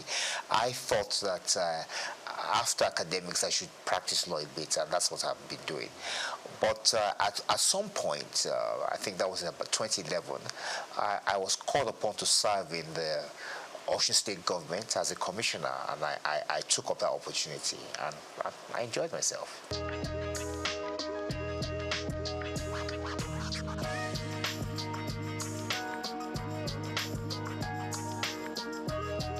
Well, I am in the sense that I'm 65 years old now, and I think it's fair to say that we belong to, well, I would say the first set, but one of those who benefited from Nigerian education. I schooled here. I went to secondary school in the West. I went to the University of Ife, went to the Nigerian Law School. And I think it's fair to say that all the schools at that time were of high quality, produced top quality students who went on to make names for themselves, not just here in Nigeria, but also abroad. I think we still do that now, even though the standard of education has dropped. The sad thing about it is that Nigeria could have been a lot better in terms of the potential, because Nigeria does have a lot of potential. We do have very brilliant young men and women, you know, and I just think that if we had invested more in education, that we could have, the sky would have been the limit, actually.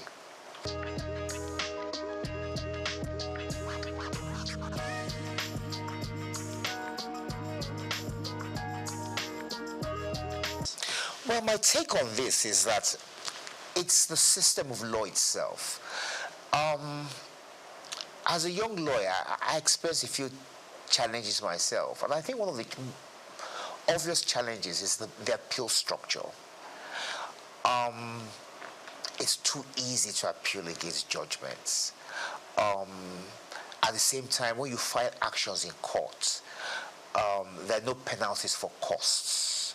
In other words, I can file a frivolous action. I could insult you, as an example, and then you could sue me, and I say to myself, well, I'm going to eke it out. I'm going to take it. You're going to have to take me all the way to the Supreme Court. That doesn't make sense. That's not fair. On the other hand, I could also file a frivolous application against you. And then filing a frivolous application, I could call you something you are not. I could defame you. And in so doing, you expect at least that once you prove your case, that I will be made to pay the penalties for filing frivolous applications. But that doesn't happen.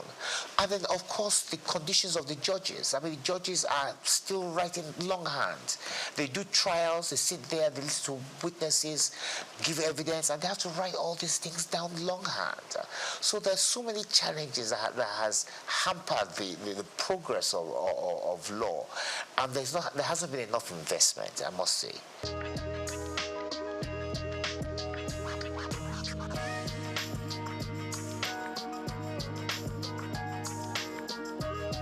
Well, I agree with that, and I'm going to give an example as to how that I think we could possibly do that. Now, the Supreme Court hears everything. It's the final court in Nigeria, so they're going to hear issues related to criminal law, civil matters, constitutional matters, as you know, all these matters that's got to do with elections, so on and so forth. As a matter of fact, when we have an election cycle, the legal system slows down because the judges are hampered. They're too busy listening to the various appeals from the various states and the federal government to do with the elections. So as a consequence, the other matters to deal with shipping, banking, criminal law are put on the back burner. I think we need what you call a constitutional court, whereby which the judges in the Supreme Court are divided. So you have those judges whose responsibility it is entirely to deal with constitutional matters, and then you have another set whose duty will be to deal with shipping, banking, civil matters, criminal matters, and so on and so forth. So I believe it's high time Nigeria has a constitutional court to try and aid the Supreme Court with the workload they have, which is quite frankly quite a bit.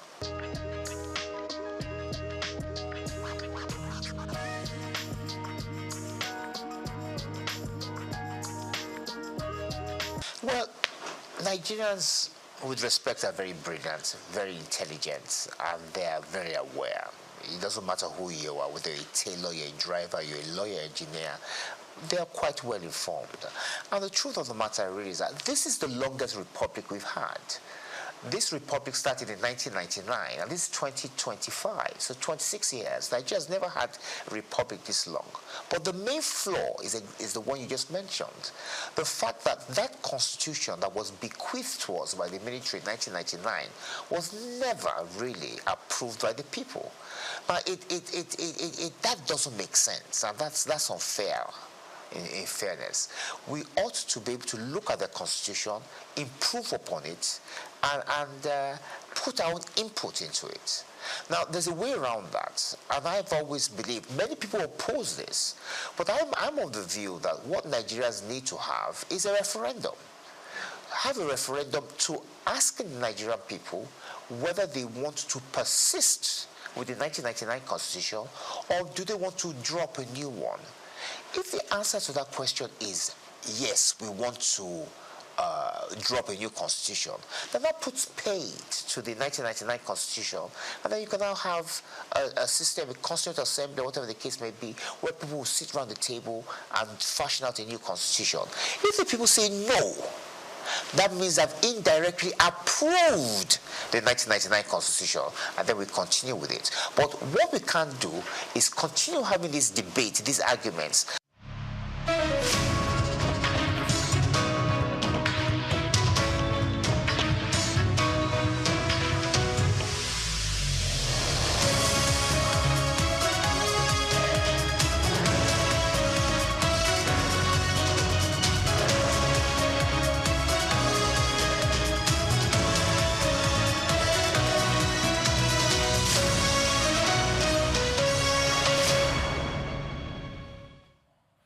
Very good afternoon to you and welcome to the World News. We are reaching you live from our studios at SOUQ News TV. I'm Oyinpriye Kurmale. Let's begin with today's top stories. A Federal Inland Revenue Service says electronic money transfer levy will now be replaced by stamp duties starting from January 1st, 2026 under the Nigerian Tax Act 2025. A Rural Electrification Agency says it has deployed over 200 mini-grids to boost rural electrification to underserved communities in Nigeria in 2025. Turkey and Spain finalized $3.06 billion defense contract for design and manufacture of aerospace facilities to begin in 2028. And Russia alleges Ukraine attempted to strike Vladimir Putin's residence amidst peace negotiation, vows to retaliate.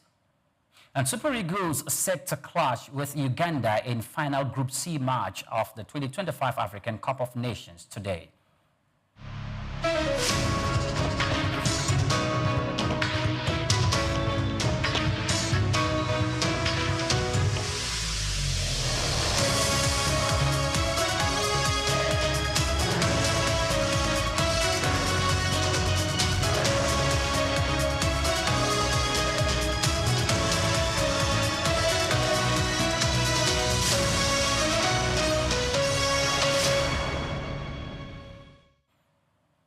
Many thanks for joining us on the news. Now, the Nigerian government has announced that the electronic money transfer levy will be replaced with stamp duties starting January 1st, 2026 under the Nigerian Tax Act 2025. This reform is part of the government's effort to modernize taxation on digital and electronic transactions, ensuring consistency with the currency and the current federal government tax regulations and improving tax collection. The move also provides clarity for financial institutions and customers offering a legally backed framework for electronic payments. Under the new system, a 50 Naira stamp duties charge will apply to electronic transfers of 10,000 Naira or more sent to another beneficiary. The Federal Inland Revenue Service clarified that the sender of the funds, not the recipient, will be responsible for paying the levy. The stamp duties framework formally replaces the EMTL, and is expected to standardize taxation, enhance compliance, and support transparency in Nigeria's rapidly growing digital financial sector. Now, the Association of Telecommunication Companies of Nigeria, ATCON, has projected a major shift in the telecom sector, moving from consolidation in 2025 to expansion in 2026. ATCON President Tony Emokbere, speaking to News Agency of Nigeria in Lagos State, said the industry is entering a period of growth driven by renewed confidence and collaborative efforts among operators. The regulator and the government said they are dependent on digital inclusion across Nigeria. Reflecting on 2025, Emokbere described it as a year marked by careful capital discipline and sector stabilization, laying the foundation for robust growth next year. Analysts said that the expansion phase could see the increase of investment in network infrastructure, innovative services, and broader access to connectivity, potentially benefiting millions of Nigerians and supporting the country's digital economy ambitions, according to reports. Now, Nigeria is approaching its December 31st, 2025 digitization deadline, but only 22 federal ministries, departments, and agencies, MDAs, representing 98% of their respective internal systems are fully connected to the One Government Cloud platform. Sources familiar with the process told reporters. With over 1,300 federal MDAs in the country, the small number underscores bureaucratic delays and raises doubts about whether the government can deliver one of its most ambitious digital reforms on time. Officials had mandated all MDAs to migrate to One Gov Cloud system to improvise and improve service delivery, streamline operations, and enhance data security. Experts warn that failure to meet the digitization target could hinder interagency coordination and slow public access to digital services. Government sources indicate that additional MDAs are in the process of migration, but a comprehensive rollout remains uncertain as the new year draws to a close. I beg your pardon, the new year draws to its beginning. Now, the South Regional Manager of the Federal Airport Authority of Nigeria, Linda Ezike, said aerodrome certification by the Nigerian Civil Aviation Authority will strengthen investor confidence in the country's aviation sector. Speaking in Port Harcourt, Ezike highlighted the recent certification of Port Harcourt International Airport, noting that it positions the facility for global recognition and promotes ease of doing business. She emphasized that the accreditation reflects the airport's compliance with international operation standards and underscores its strategic importance in regional aviation. Ezike, who also serves as the airport's manager, reaffirmed the commitment to leveraging the certification to improve services and ensure operational excellence. Quote, "We will continue to uphold all operational policies in the aviation sector," end quote, stressing that maintaining high standard is central to attracting more investors and enhancing the airport's global competitiveness. Now, the Nigerian National Petroleum Company Limited is negotiating to secure $2 billion in financing for critical pipeline infrastructure repairs, marking a key step in efforts to revive the country's petroleum sector. Sources familiar with the matter told a newsman that NNPC is in talks with Nexus Alliance, a firm specializing in pipeline infrastructure support, to provide funding.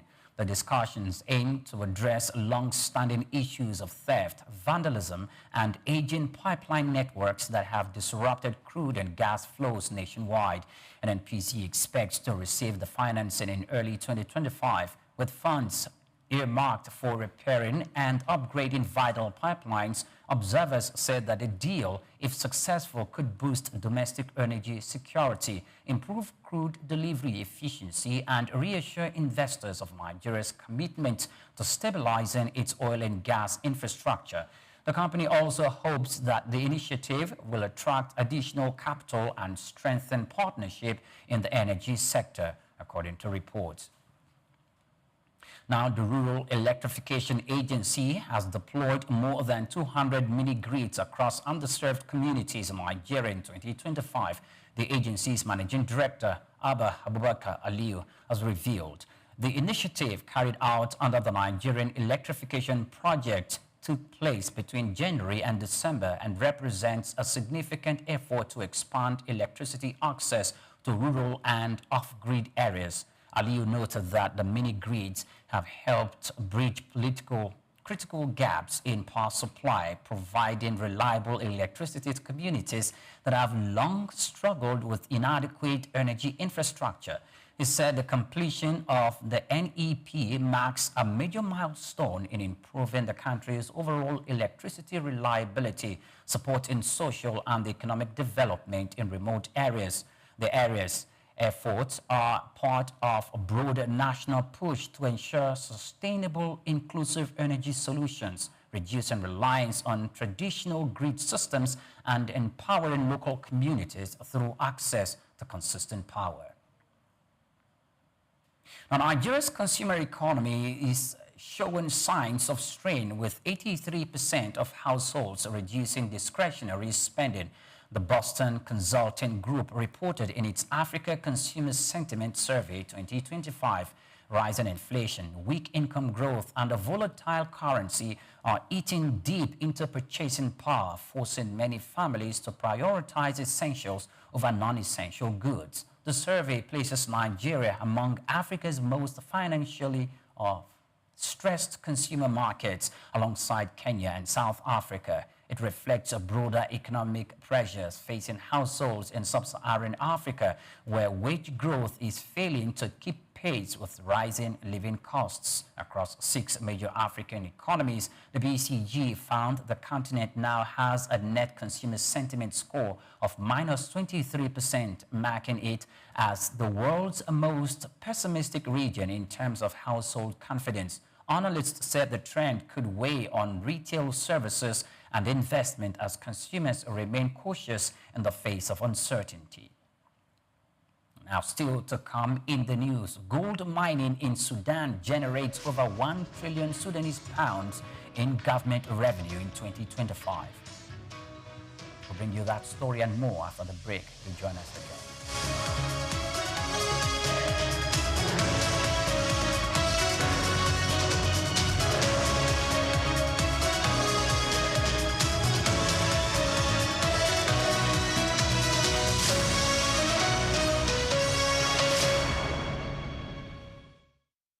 When we talk about South Sudan, Africa's youngest nation, having gained independence in 2011, we often focus on its political journey or natural resources. But there's something else that holds deep generational value in South Sudanese lives, which is cows. In South Sudan, cows aren't just animals, they are everything. They are currency, they are status, they are identity. Among groups like the Dinka and Nuer, a man's wealth isn't measured in cash, it's counted in cows. Cows pay dowries, settle disputes, mark the birth of a child, and even the death of an elder. Boys grow up in cattle camps, learning not just to herd, but to lead. Songs are written about prized bulls. People name themselves after their cows. It's love, not ownership. And no, they don't eat them. Not casually. Cows are sacred. They are milked, admired, and even mourned. Only in rare ceremonies, funerals, farming, or great misfortune is a cow killed for food. To eat one is to part with a piece of your soul. I'm Moyosore Adibi for Just Africa, only on SOUQ News TV. In an age of artificial intelligence and automation, it is easy to overlook the value of hands. Yet in Ghana, hands still build nations.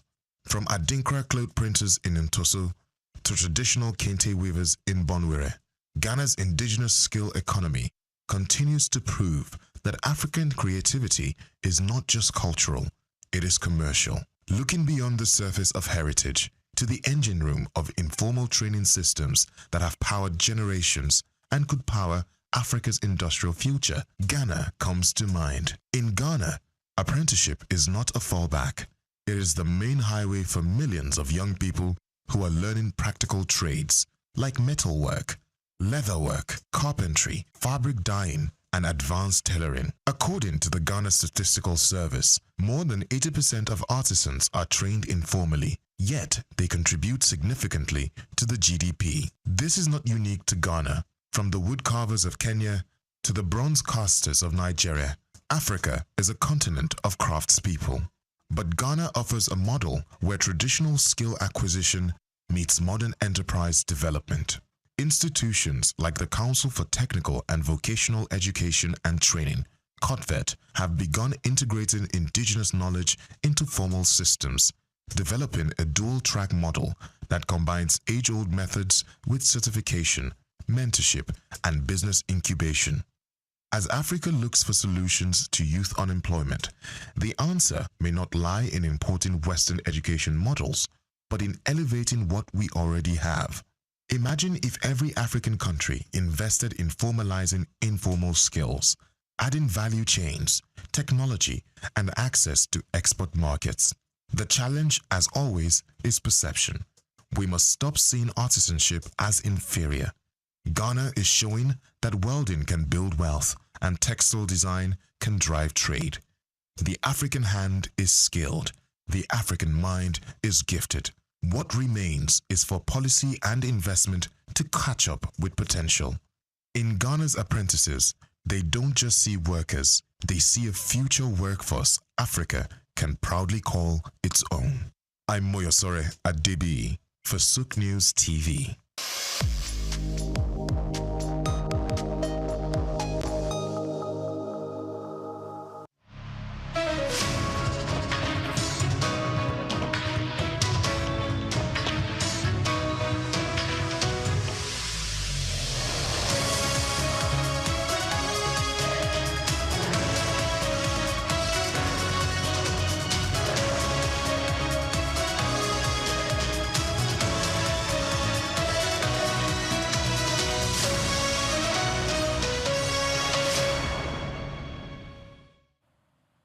Welcome back, many thanks for joining us in the news. Now, South Africa rand remained steady on Tuesday in light year-end trading, maintaining this year's gain against a weaker United States dollar. The currency traded at 16.6650 per dollar, close to Monday's closing level, while the greenback hovered near its lowest point in 3 months. The rand is on track to recognize and record gains of roughly 12% against the dollar in 2025, its biggest annual jump since 2009. Analysts attribute the strong performance to South Africa's improved fiscal position, successful inflation management, and robust demand for its precious metals, including gold and platinum, which remain key export commodities. Investors note that the year-end liquidity is thin, with limited trading activity contributing to the currency's stability. The rand's resilience is expected to bolster confidence among foreign investors and support South Africa's broader financial market heading into 2026. Now, gold mining in Sudan generated over 1 trillion Sudanese pounds, approximately $1.8 billion in government revenue in 2025, the Sudanese Mineral Resources Company said. The figure highlights gold's critical role as the country's main source of foreign currency, supporting economic stability amid ongoing recovery efforts, according to reports. Now, Sudan's dependence on gold depended following the outbreak of fighting in April 2023 between the Sudanese Armed Forces and the Rapid Support Forces. The conflict severely disrupted mining activities and operations and transportation, causing production to plunge to just 2 tons in the first 5 months of the year. By 2024, the output recovered to 64 tons, and 2025 has now surpassed that level, reflecting efforts to restore mining operations and supply chains. Analysts said the rebound strengthens Sudan's financial position, helping stabilize foreign reserves and maintain revenue for government spending. gold continues to underpin Sudan's post-conflict economic recovery plan, according to reports. Now, India is pursuing over $30 billion in compensation from Reliance Industries and the BP in an ongoing arbitration case, claiming the companies failed to produce gas from offshore fields in the D6 block of the Krishna Godavari Basin. Sources familiar with the matter said the dispute centers on D1 and D3 deep water fields, which have been under scrutiny since production problems emerged. The arbitration tribunal has been hearing the case since 2016. A final arguments were presented on November 7th, according to people close to the proceedings, with the panel expected to deliver a verdict in 2026. The ruling can be challenged in India courts. The D1 and D3 fields were India's first major deep water gas project and were intended to strengthen the country's energy independence. However, technical difficulties and cost recovery disagreements with the government prevented them from reaching expected production levels, contributing to the high stakes compensation claims. Now, Thailand's economy expanded in November compared with the previous month, driven by stronger exports and increased investment, the central bank reported on Tuesday.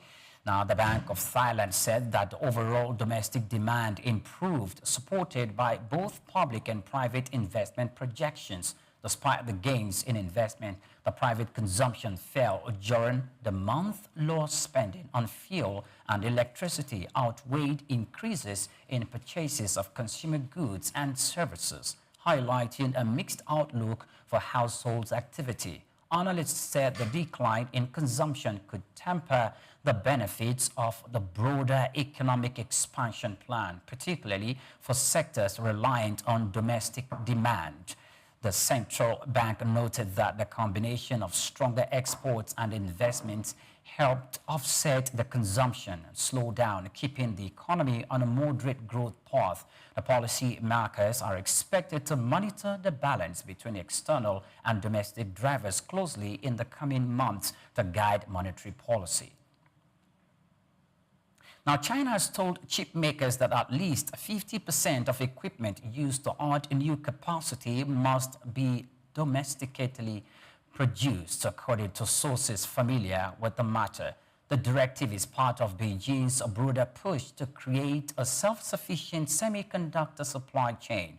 The requirement is not publicly documented, but authorities have communicated to companies seeking state approval for new or expanded chip plants that they must demonstrate compliance through procurement tenders. The firms are expected to show that half of their equipment will be sourced from Chinese manufacturers before receiving government clearance. The move comes amid ongoing global competition in the semiconductor industry and reflects China's strategy to reduce reliance on foreign suppliers for advanced manufacturing tools. Analysts said the policy could accelerate domestic production while challenging international chip makers seeking to operate in the Chinese market. Now, benchmark Japanese government bonds declined on Tuesday in the final trading session of 2025, a year that saw the sharpest rise in yields in 3 decades amid growing concerns about the nation's finances. The 10-year JB yield increased 2 basis points to 2.075% near December 22nd's 2.1% peak, the highest since February 1999 yields. Now, it has jumped nearly 1 full percentage point this year, the largest annual increase since 1994. Investors reacted to the Bank of Japan scaling back bond purchases, entrenched inflation, and Prime Minister Sanae Takaichi's ambitious fiscal stimulus program. The short-term yields rose as the Bank of Japan lifted its policy rate to 0.75% in December, a 30-year high, and signaled further hikes are likely. The 2-year GJB yield edged up 1 basis point to 1.165%, reflecting sensitivity to central bank policy. The market watchers expect volatility to continue in 2026 as the monetary tightening persists. Now, Turkey, Spain have finalized a 2.6 billion euros, an equivalent of $3.06 billion deal for the Spanish Air Forces to acquire the Herjet light training jets for Turkish aerodrome industries. Turkey's Defense Authority announced on Tuesday. The deliveries are scheduled to begin in 2028, marking the first foreign sale of the Turkish-designed aircraft.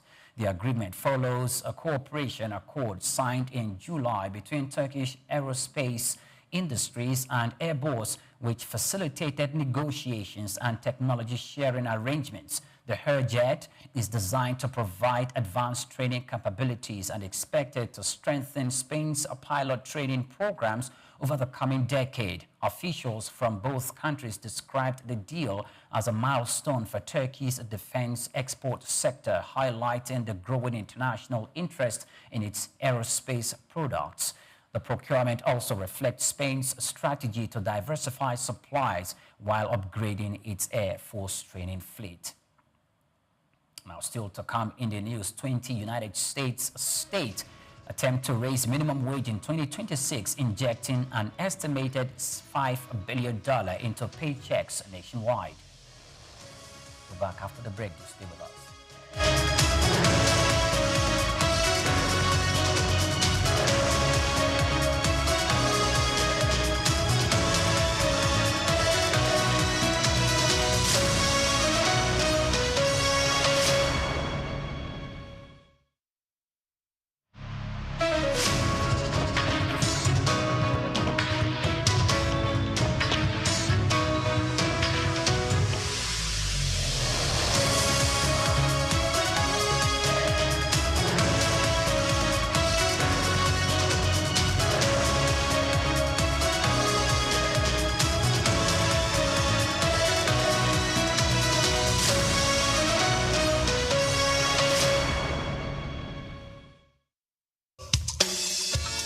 Fellow Nigerians, did you know that constituency and executive projects in your communities are not gifts from your legislators? They are projects sponsored by the legislators and funded by the federal government to improve your life and the lives of those around you.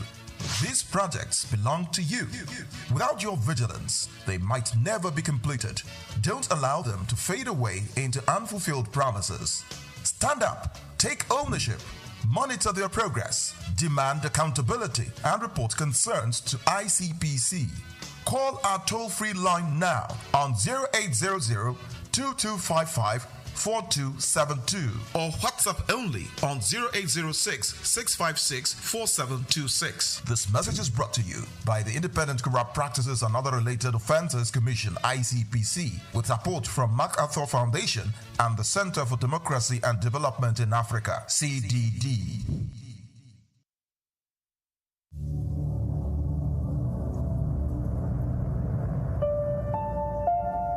It begins with the ordinary.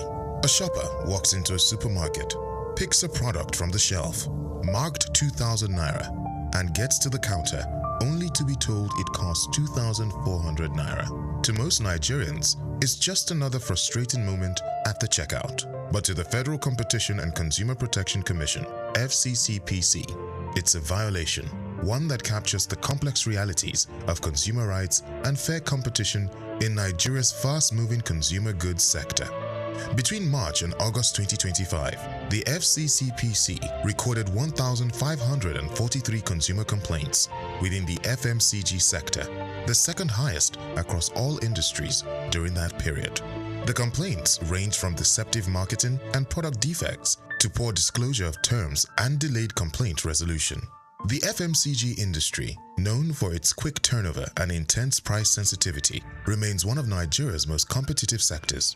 Yet, beneath its vibrancy lies a network of compliance hurdles and market pressure points. Bayo Olaoye notes in this special report that the FCCPC continues to face tough challenges in maintaining balance between regulation and market realities.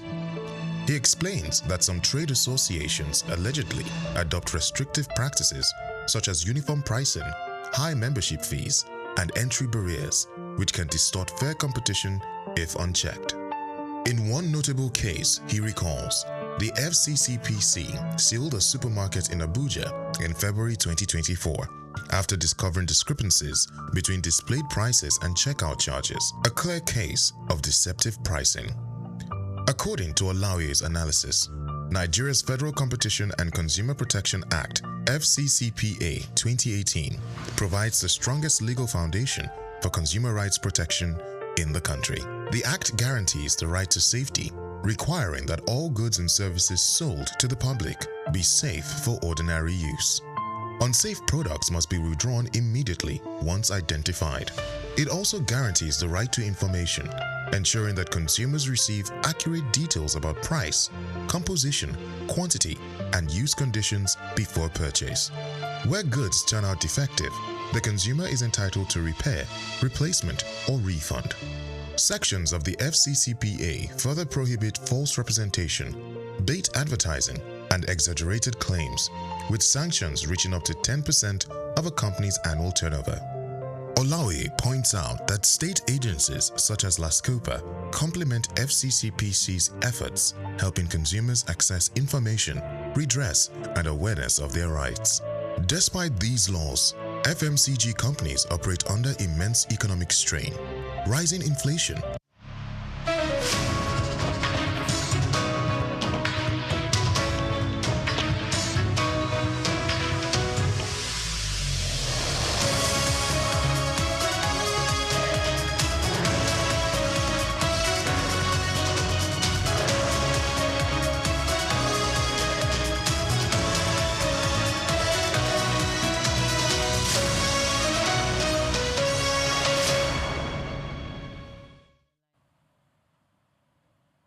Welcome back, many thanks for joining us. Now, Russia has accused Ukraine on Monday of attempting to strike President Vladimir Putin's residence, warning of retaliation while providing no evidence for the claim. Kyiv dismissed the allegation as unfounded, describing it as a ploy to disrupt ongoing peace negotiations. The dispute escalated tensions between the two countries, with Russia also stating that it was reviewing its position in the current diplomatic talks in response to the alleged attack. Analysts said such accusation risk undermining the fragile progress that had been made toward negotiating settlement, complicating efforts to end the nearly 4-year conflict. Observers noted that both sides have a history of exchanging provocative claims during sensitive diplomatic moments. Russia's warning comes amid international pressure for Ukraine and Moscow to make tangible progress on ceasefire and agreements and broader peace initiatives. The incident cast doubt on the prospect of achieving a lasting resolution in the near term. Now, Sweden's central bank is expected to maintain its policy interest rate at 1.75%, though 2026, according to minutes from the Riksbank's most recent monetary policy meeting. The decision follows the Riksbank's announcement on December 18th that it would leave the rate unchanged and forecast no immediate adjustments.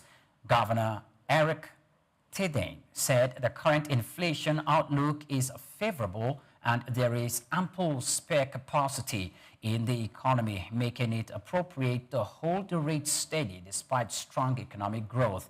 He noted that slow increases may begin after next year, but for now, the central bank sees no urgency for changes. The Riksbank's targets a headline inflation rate of 2.0% and plans to release its next monetary policy decision on January 29.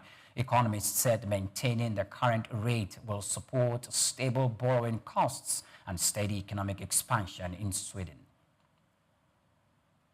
Now, Colombia's government has approved a 22.7% increase in the national minimum wage, raising it to 1.75 million pesos per month.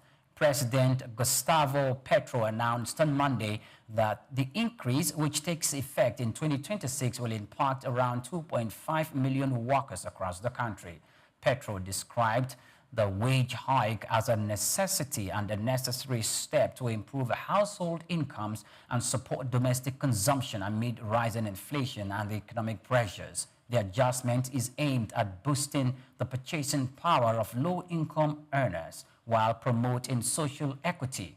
The Colombian government expects the wage increase to provide a modest boost to consumer spending and stimulate local demand, although some economists caution that it may also raise a labor cost for small and medium-sized enterprises. Workers' union have welcomed the move, calling it a significant win in the ongoing push for fairer wages in the country. Now, nearly 20 U.S. states will increase their minimum wage in 2026, affecting about 8.3 million workers and injecting an estimated $5 billion into paychecks nationwide.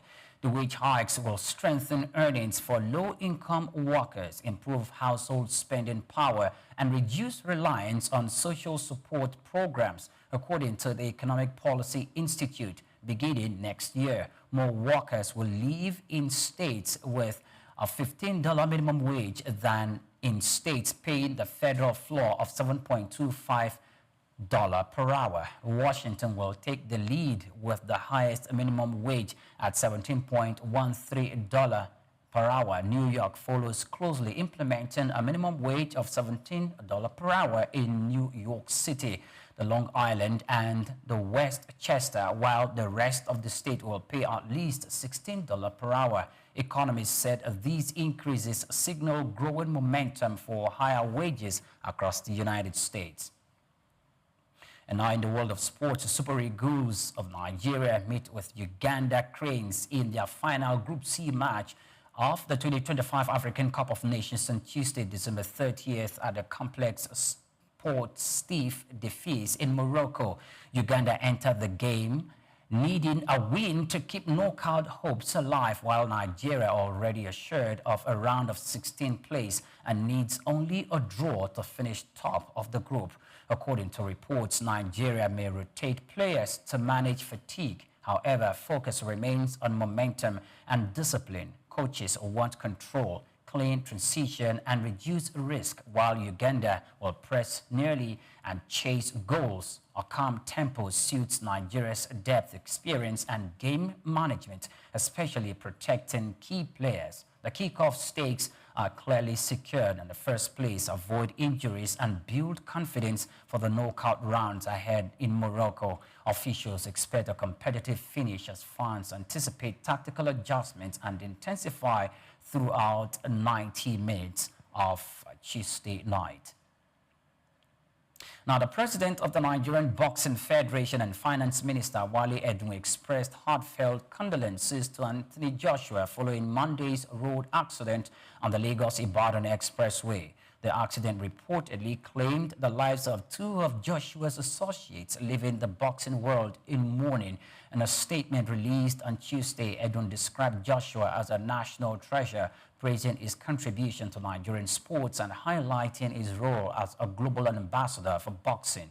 He extended the prayers and support of the entire boxing community, wishing the former heavyweight champion a full and speedy recovery. Officials and sports enthusiasts alike have urged adherence to road safety regulations to prevent such tragic incidents in the future. Edun's message underscores the nation's collective concern for Joshua's well-being and the families affected by the accident. And that's it on the news, but before we go, here's a quick recap of today's top stories. Federal Inland Revenue Service says electronic money transfer levy will now be replaced by stamp duties starting from January 1st, 2026 under the Nigerian Tax Act 2025. And Rural Electrification Agency says that it has deployed over 200 mini-grids to boost rural electrification to underserved communities in Nigeria in 2025. Turkey and Spain finalized $3.06 billion defense contract for design and manufacture of aerospace facilities to begin in 2028. Russia alleges Ukraine attempted to strike Vladimir Putin's residence amidst peace negotiation, vows retaliation. And Super Eagles set out to clash with Uganda in final Group C match of the 2025 African Cup of Nations. Many thanks for watching. Do well to follow us on all our social media platforms at SOUQ News TV. I'm Oyin Priye Krumale. Good afternoon to you.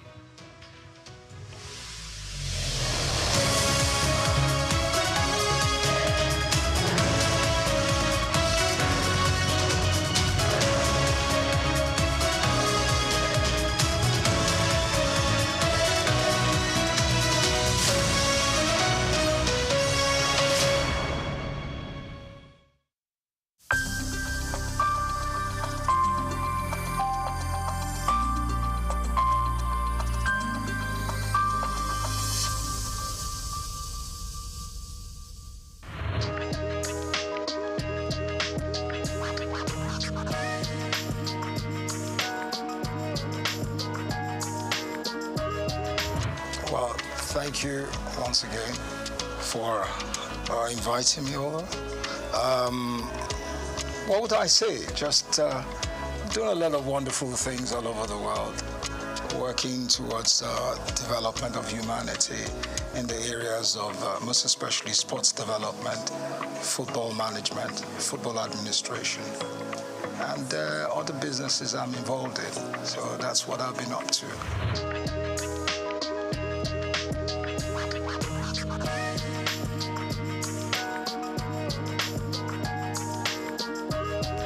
Well, basically the National Sports Commission is there to ensure that sports development is put in the proper perspective. There are a lot of papers, a lot of policy papers, a lot of things that have been put in place. So they need to go into it, look at it, and structure something positive out for the development of sports in the country. I'm sure they have all what it takes to do it, and the zeal and the power to go ahead and put those things in place. So that's basically what they need to do. How the implementation is key. And I know, well, one way or the other, they should have the wherewithal to do it. So I wish them all the best.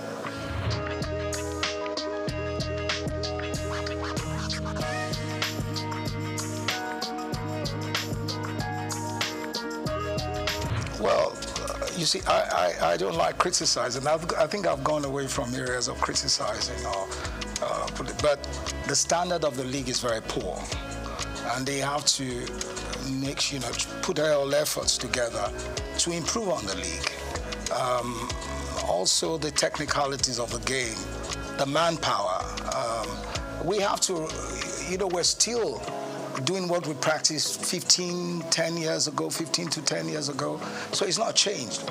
So all those things have to change. We have to go away from the mediocre ways of running the game and putting more investment in development of the game itself. In the clubs have to be, it's so sad that we in Nigeria prefer to watch the Premier League compared to the Nigerian Premier League. It's a sad story. I remember 40 years ago, you could go to the stadium and watch our local, amateur league, and there were standards. So there's no reason why we can't bring that back. It's the wherewithal, the willpower to do it, and the stem from, having to go away from the area of mediocrity, where we bring in professionalism. We have the people that can do it, without any doubt. But for the system to allow them come in and do those things is another question. How that is going to be done, we've talked about it for many years, but nothing has been done about it. I pray and I hope someday they'll put up the proper perspective and the willpower to do those things.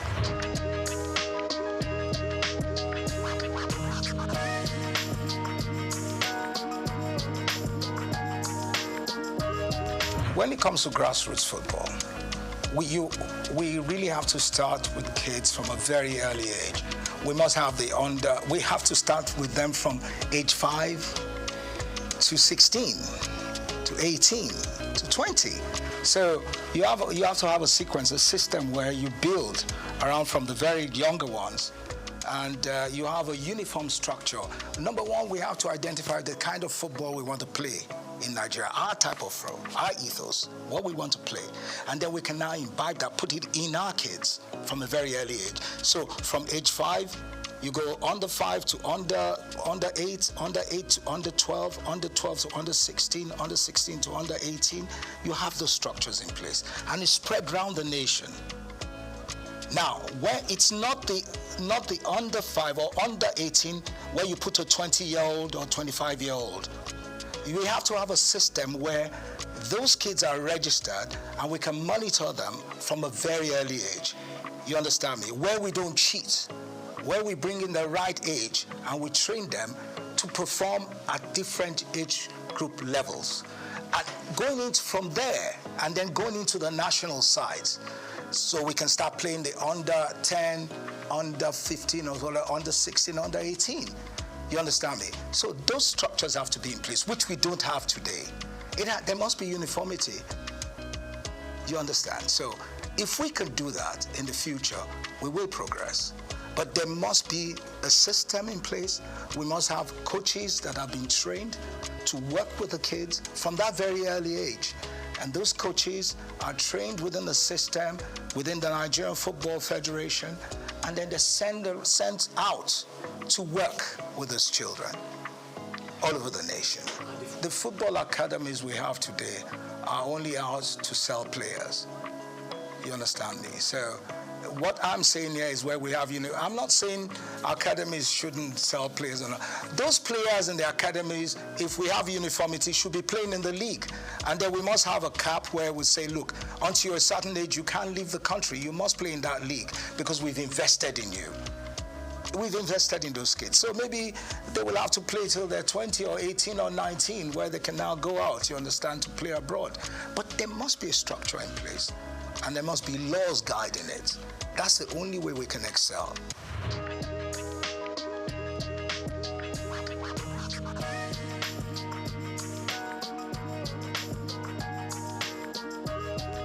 It also goes to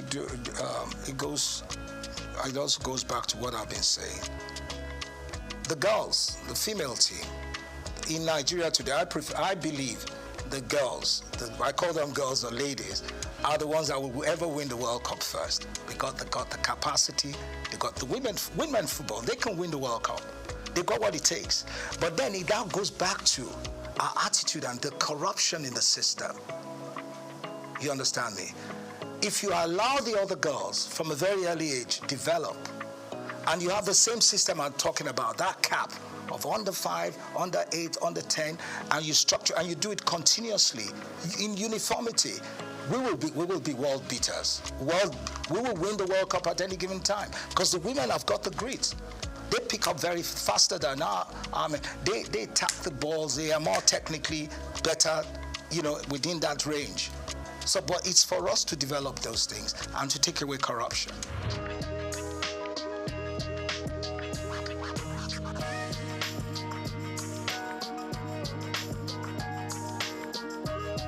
First, when we talk about indigenous coaches, what coaches do we have? You see, if you don't have a competitive league, a highly professional league, how do you want to get good coaches? You can't get good coaches. The coaches, it's not that we don't have the capacity to build good coaches. We have a lot of talents in this country that can be world beaters, that could be top coaches. I talk to young stars. Young stars will talk to you about the technicality of the game. They're very bright. Even my son, when he talks to me about football, I think he knows the game better than I do today. The technicalities of the game, you understand me? The formations, how players play back and forth. It's because you've given him the exposure. And we need to give our young stars that exposure. We need to develop them. That's what we're not doing. We have to invest in them. But for now, we have not done that. And what we're doing today is those bunch of coaches we have are not good enough to run the national team at that level of competition. I have one or two of them in America that are sound, they're there.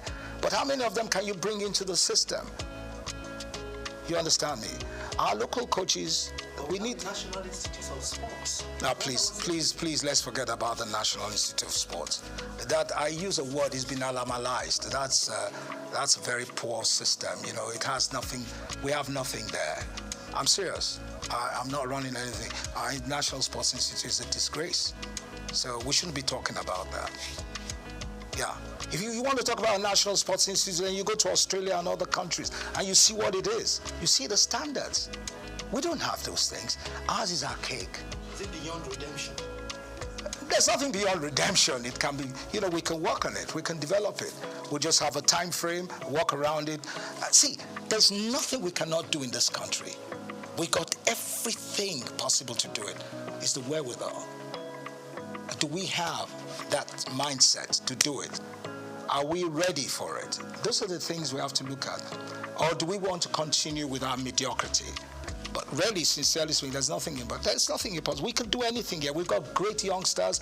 We have to remove all this old, archaic way of thinking and then bring in a more modern, professional approach to things. So that's it.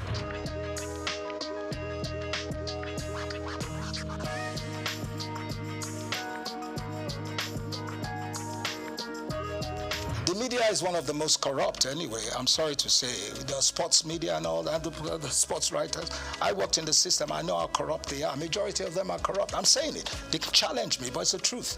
Until we get rid of all those things, where our boys go and collect envelopes to write or favor people, we're not going to get anywhere. I'm not saying the press in general, but the sports writers, I disgrace.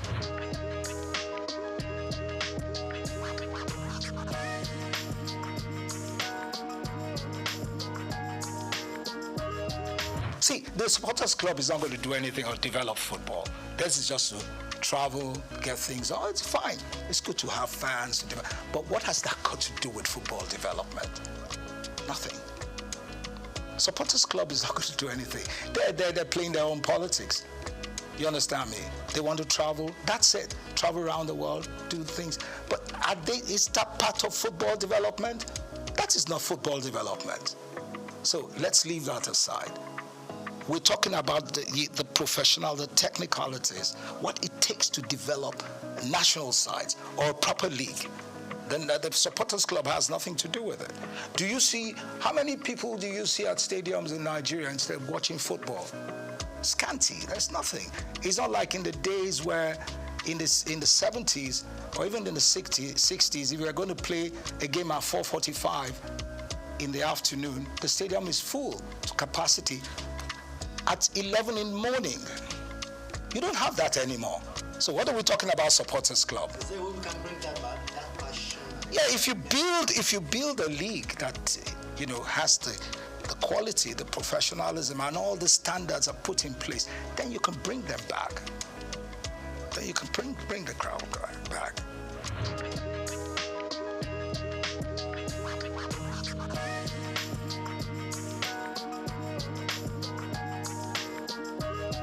I think it's very unfair to call it lesser sports. All sports are tops. Yeah, it's very wrong to call them. They're top sports. Basketball is tops. Athletics is tops. It's very wrong. I think it's very unfair to call them lesser sports.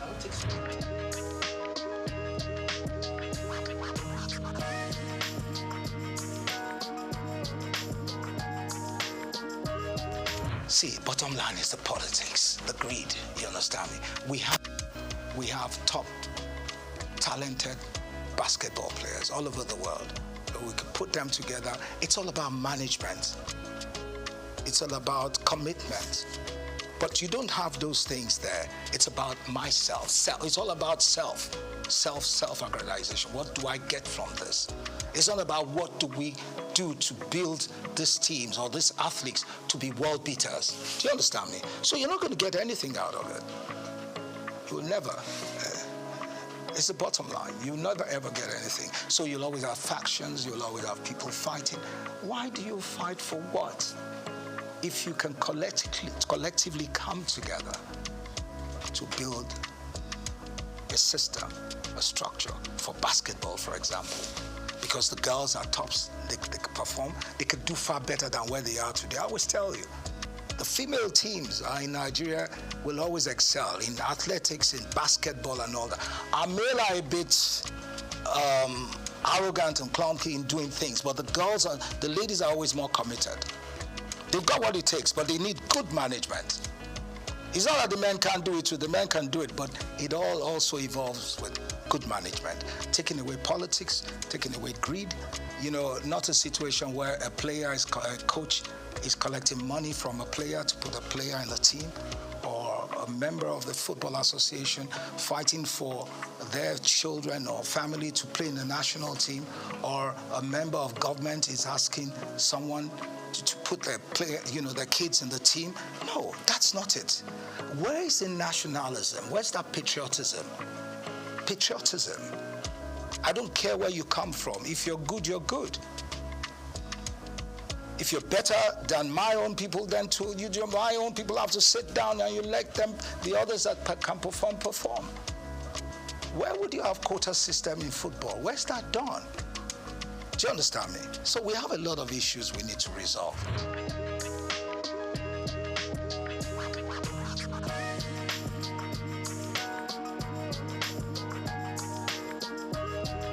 Well, what do you expect? The athletes themselves are far more successful and far more exposed than the administrators. So the administrators obviously are always envious of those ones, and they make life difficult for them. Do you understand me? Where you have people that are not competent enough running a system, people that are not exposed, that haven't got the professional ethics to run the thing, that's what you get. Then the greed aspect, which is a standard norm for us in this country. Greed. Where people believe athletics is only, you being a member of the Athletics Federation is all about traveling. You understand me? He wants to travel, she wants to travel. She wants to be in the, what do you call them, in the group of people that are going away. See, you can never get no results. They're all fighting to get something. And then they don't care about the athletes.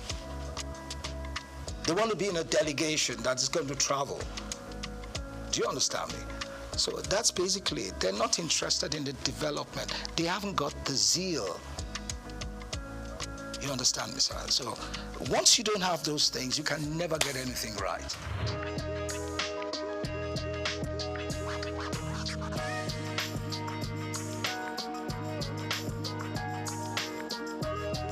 Yeah, the private sector is one. The cricket has more because, government involvement is not as, I think you have more of the private people, interested private people that have gone to schools, top schools, that played cricket in those days. Those are the ones that are promoting cricket. So you're going to get results, you understand me? Because they're far more exposed, they understand what it takes. So the commitment is there. They're using their own funds to push, to develop the game. You understand sports. So that's why cricket is picking up.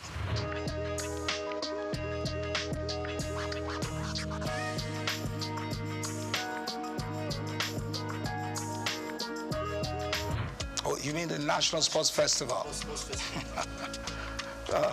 I think for now we don't really need that. We need to do more with the private sector. I think the new chairman of the National Sports Commission, he seems he's an exposed person. I think he's got to sit right and see how he can profile solutions to these things and change the course of. He's got what it takes to do it. He just has to come out of that shell, come out of that darkness. I'll call it darkness, and come into real light. I think he has it. But National Sports Festival, I don't think we're ready. We really need that now. We need to do more with youth development programs. You see, a National Sports Festival in those days was more interesting because you had more schools, inter-school sports. And that is where the best athletes came from. We don't have that anymore. So first we need to build the school sports, schools, athletics and all that, build it to a standard and then go into national sports festivals. For now, we don't have that. And I think the National Sports Commission has to look into that, how they can work with the Ministry of Education and see how they can build that again. School sports. That's where you get the best. In those days, the best athletes. We knew those that will run, that will actually participate and run for Nigeria. We knew the ones that will do high jump, long jump, triple jump. We knew them, both female and females, from secondary school. You don't have that anymore. So where did they come from? Nowhere. So you have, like in those days where some schools will go and get mercenaries, pay for them to come and run. That's what you get today. So it's corrupt. Now, the Sports Commission has to work on that. It has to change it. And I know they can do it. They just need to sit back and look at how they will change the course of things.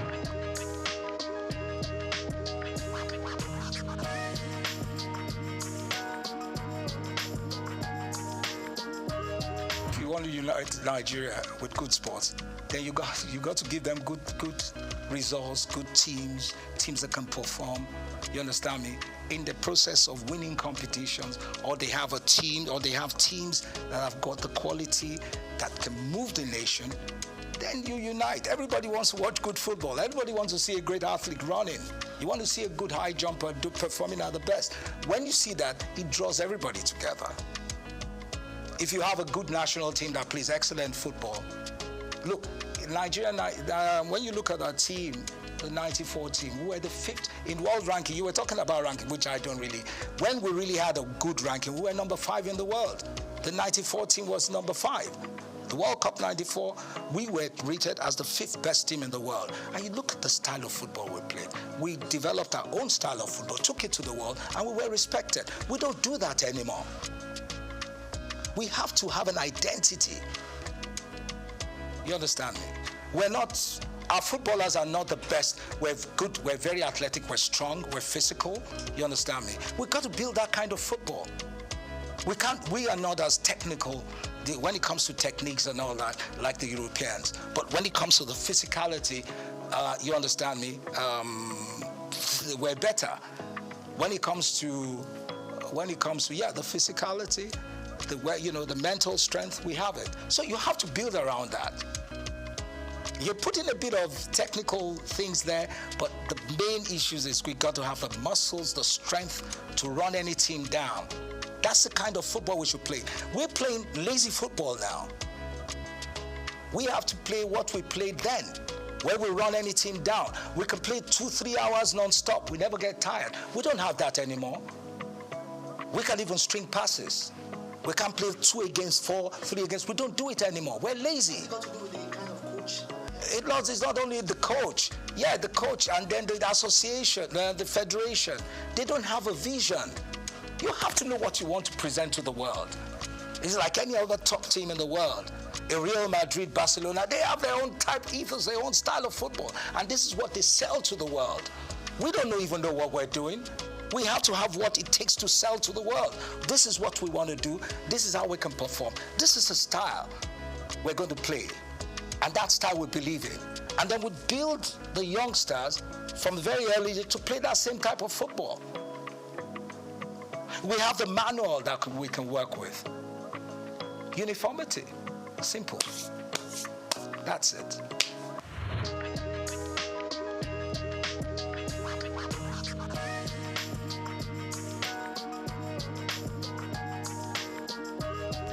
No, it's individual and the corporate organizations. They're not doing enough.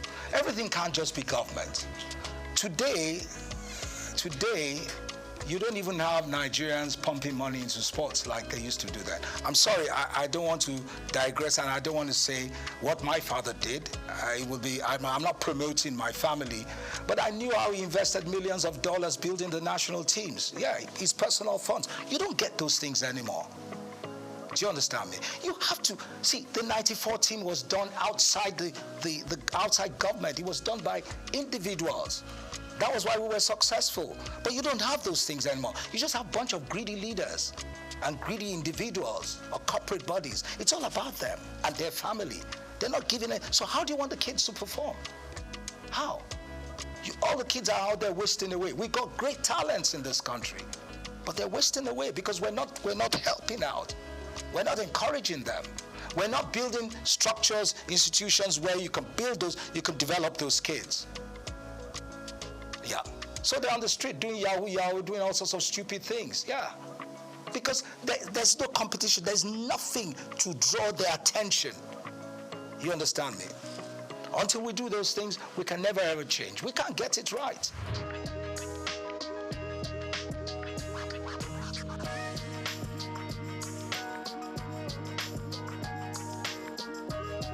Yeah, well, for me, I don't see any difference for me, whatever you give to the female teams, you also give to the seniors, to men. Because our team, our female team, at the world ranking today, we're tops, we're recognized. So you have to also allow, but for men, anywhere in the world, men always have an advantage. But doesn't mean the disparity should be so much. You give the ladies, I remember, when I was the FA chairman, I remember once the female team was in camp, and we went there in Ota. When we found out what they were earning, it was disgraceful. They couldn't even buy their, I'm sorry to say that, what you ladies use, your pads, you couldn't even buy it. I had to tell them, these are women. Why are you treating them like rubbish? They have to be looked after. Because they're going to need more of those systems, because you have more wastage than men. Don't let me go into what I'm saying, but I understand. So the women have to be well taken care of. Yeah, simple. So you've got to give them what it takes. Strike a balance. You have to strike a balance.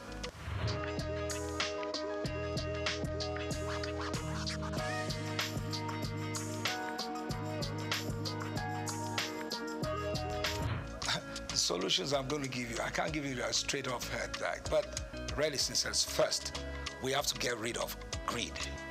We have to go away from all this religiosity in the system, because religion has destroyed the fabrics of a nation. See, being a Christian or a Muslim or whatever doesn't mean you've got to cheat people or lie to people or not show love. You understand me? Or the religious, when I come to religion, the churches, the institutions we have today are not developing education. There must be uniformity in education. They're not developing education. Education is key. But you know what we have today? Half-baked educated youths. Half-baked. And that's the worst you can ever have. And that is key in anything we do. First, to have good leaders, well-structured. In Germany, in Europe, and now, the kids that go to the best universities, some kids are developed, they're built up to be top civil servants. So they go to Oxford, they go to Cambridge, they become top politicians. Then you have the ones that will become big and top engineers, and now they go to certain universities. All those things are structured. We had it before in the past. It's gone. We've got to find the way. It's not about just giving licenses to universities. But for me, the foundation, education, is very key. When you have half-baked youths, and you have half-baked leaders that haven't got that structure in place, that proper education, they can never excel. What are you going to tell them? They will never get it right. So that's very key. Now, when you talk about policies, who are the ones that are going to put the policy papers together if they're half-baked? Because you need policy papers, you need to have a better understanding of your environment, of the society. You have to have a better understanding of how the society will grow. So if you don't have that in mind, you can never develop. So you need those things to make the nation change. I'm just giving it in a nutshell.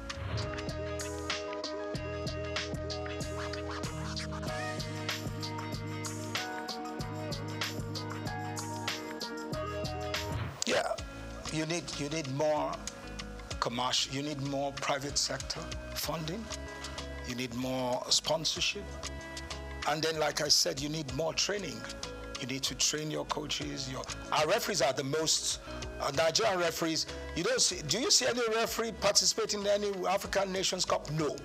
Because, and you're telling me it's the best league. That's the most corrupt league in the world. Because our coaches are not even, our referees are not even allowed. They never invite them for any Nations Cup. So what are we talking about? What does that tell you? What does that tell you? Every match in the MPFL, most times, most of the games, all home teams win. You don't see away teams coming to win. So are you telling me that's a balanced league? It's not a balanced league. It's a corrupt league. So that has to change first. When that changes, you understand me? And then other things will follow.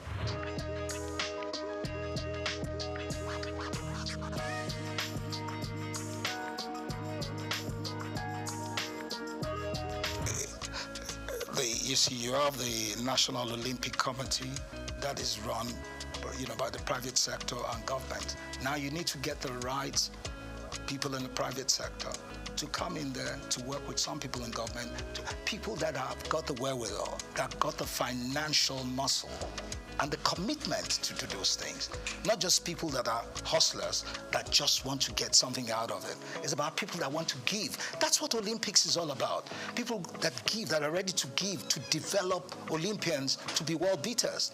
People that truly want that mood, that soul of Olympics to excel. That's what we need. And that is what we have to work on. And that comes from leadership, that comes from the system, where you choose the right people that have got what it takes to build the Olympic team.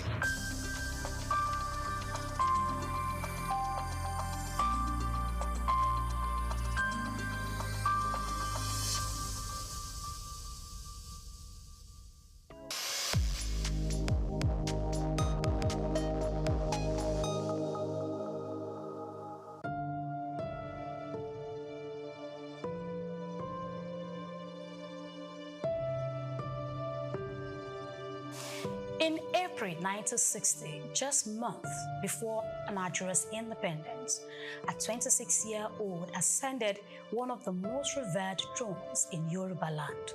His name, Oba Sikiru Kayode Adetona. His reign, almost 65 years.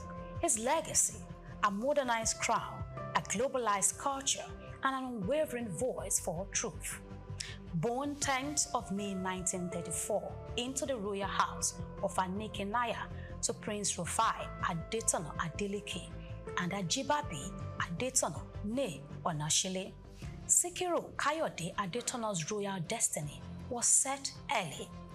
He attended Baptist School, Ereko, in 1943, Ogbere United Primary School, and Ansarudin School, Ijebu-Ode, before enrolling at Oluiwa College, now Adeola Odutola College, from 1951 to 1956. He later worked briefly in the audit department of the Western region in Ibadan before leaving for the United Kingdoms in 1958 to study accountancy. But history had other plans. On the 2nd of April 1960, he was installed as the 58th Awujale of Ijebu land, taking the regnal name Ogbagba Agbotewole II.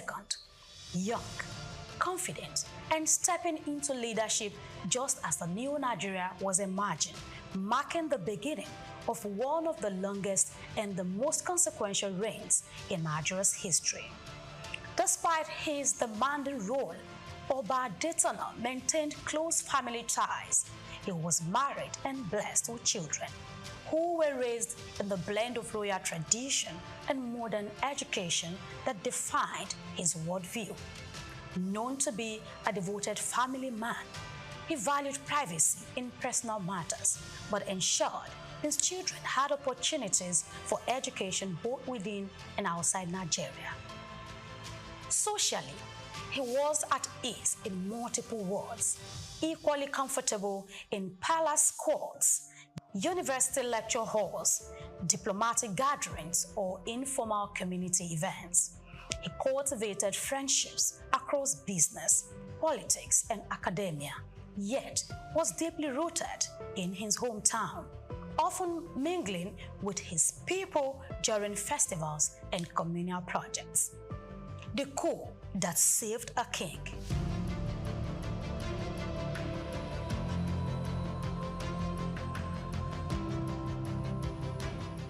But destiny tested him. In the early 1980s, a government commission of inquiry moved against him.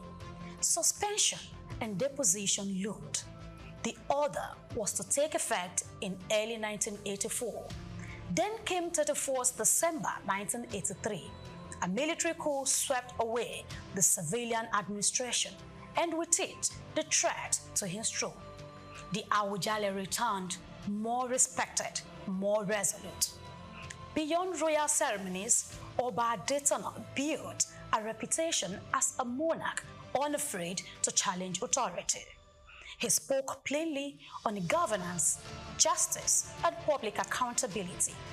In 2016, he institutionalized those ideas by endowing a 250 million naira professorial chair in governance at Olabisi Onabanjo University, OOU, the first of its kind by a Nigerian traditional ruler. It was a deliberate investment in shaping ethical leadership for generations to come. The Oju Dioba Festival long predicted his reign, but under Adetona, it became an international spectacle, a celebration of Ijebu identity, Yoruba elegance, interfaith harmony, and cultural soft power. It drew politicians, captains of industry, global tourists, and the diaspora to Ijebu-Ode each year, making it both a cultural statement and an economic engine.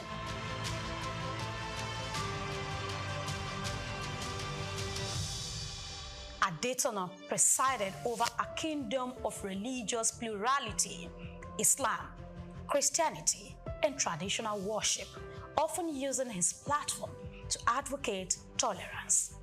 Though a devout Muslim and president of the United Muslim Council. He regularly attended Christian events and encouraged interfaith harmony. And now, the final chapter. On 13th July 2025, Oba Sikiru Kayode Adetona Ogbagba Agbotewole II passed away at the age of 91. He was buried according to Ijebu customs in solemn rites, shielded from public view.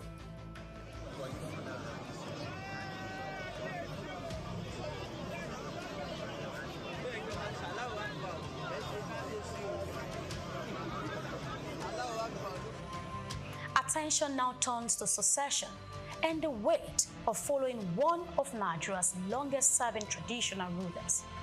Oba Sikiru Kayode Adetona reigned across 3 Nigerias: the colonial twilight, the start of military rule, and the promises and failures of democracy. He proved that a throne could be modern without losing its roots, bold without losing its identity, and proud without closing its doors. His voice will echo in the university lectures he inspired, the festival he globalized, the cultural pride he nurtured, and in the personal values he instilled in his family. As Ijebuland turns the page, one question lingers: whether or not the next Awujale will match relevance with integrity and tradition with transformation, following the path of the past hero. Grace Komalafe, SOUQ Perspective.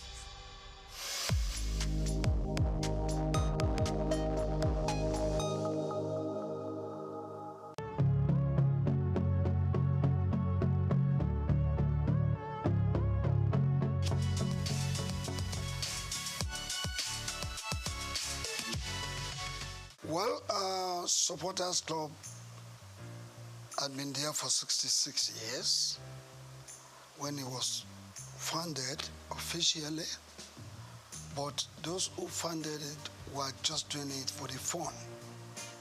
We just come to the field, drum, sing and go. Nobody gave them any recognition. But I joined them in the year 1977. Well, I paid 2 naira to join. And how did I join? It was because of an incident that happened at the National Stadium. The Shooting Stars of Ibadan and the Bendel Insurance of Benin were playing the semi-final of the FA competition that year. And I had to go to enter the stadium. I paid 4 naira to watch the game. But while entering the stadium, the whole place was filled. And when I got inside, there was no place for me to sit down. So many of us were standing out there, people outside the gate of the stadium. There were more than the people right inside. So as at a point in time, while standing, some people just took me off ground and threw me into the crowd. And I started rolling until I landed on the culvert, concrete. Concrete slab. Before I knew it, over 50 people were on my top. And I could no longer breathe. So to me that day, it appeared I was going to die. But through the grace of God, I was able to wriggle out myself of that position. And the man directly on top of me had to leave, because what I did was by biting him. And I had to struggle to go under the concrete slab. And I was right there for the first half of the game, 45 minutes. I was right there under the concrete slab. I couldn't watch the game. It was the breeze that was coming from the outer part of the stadium that saved the situation.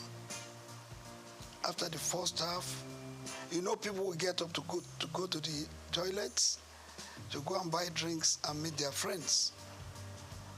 I had the opportunity of coming out, and a good Samaritan gave me a small place to sit. Even at that, I was very unconscious. I was not comfortable. But the game ended. It was a drawn game. When the game ended, everybody left the stadium, but because I wasn't very comfortable, I had to wait in the stadium for like an hour and a half before I left. So when I left and I got home, 9 p.m. network news, breaking news. 32 people died in the stadium that day. And that, the thought came to me. I probably could have been one of them. But I thank God. That was what informed my decision to say, I will not go to the stadium again until I have the best way to go into the stadium without being killed, maimed, or injured.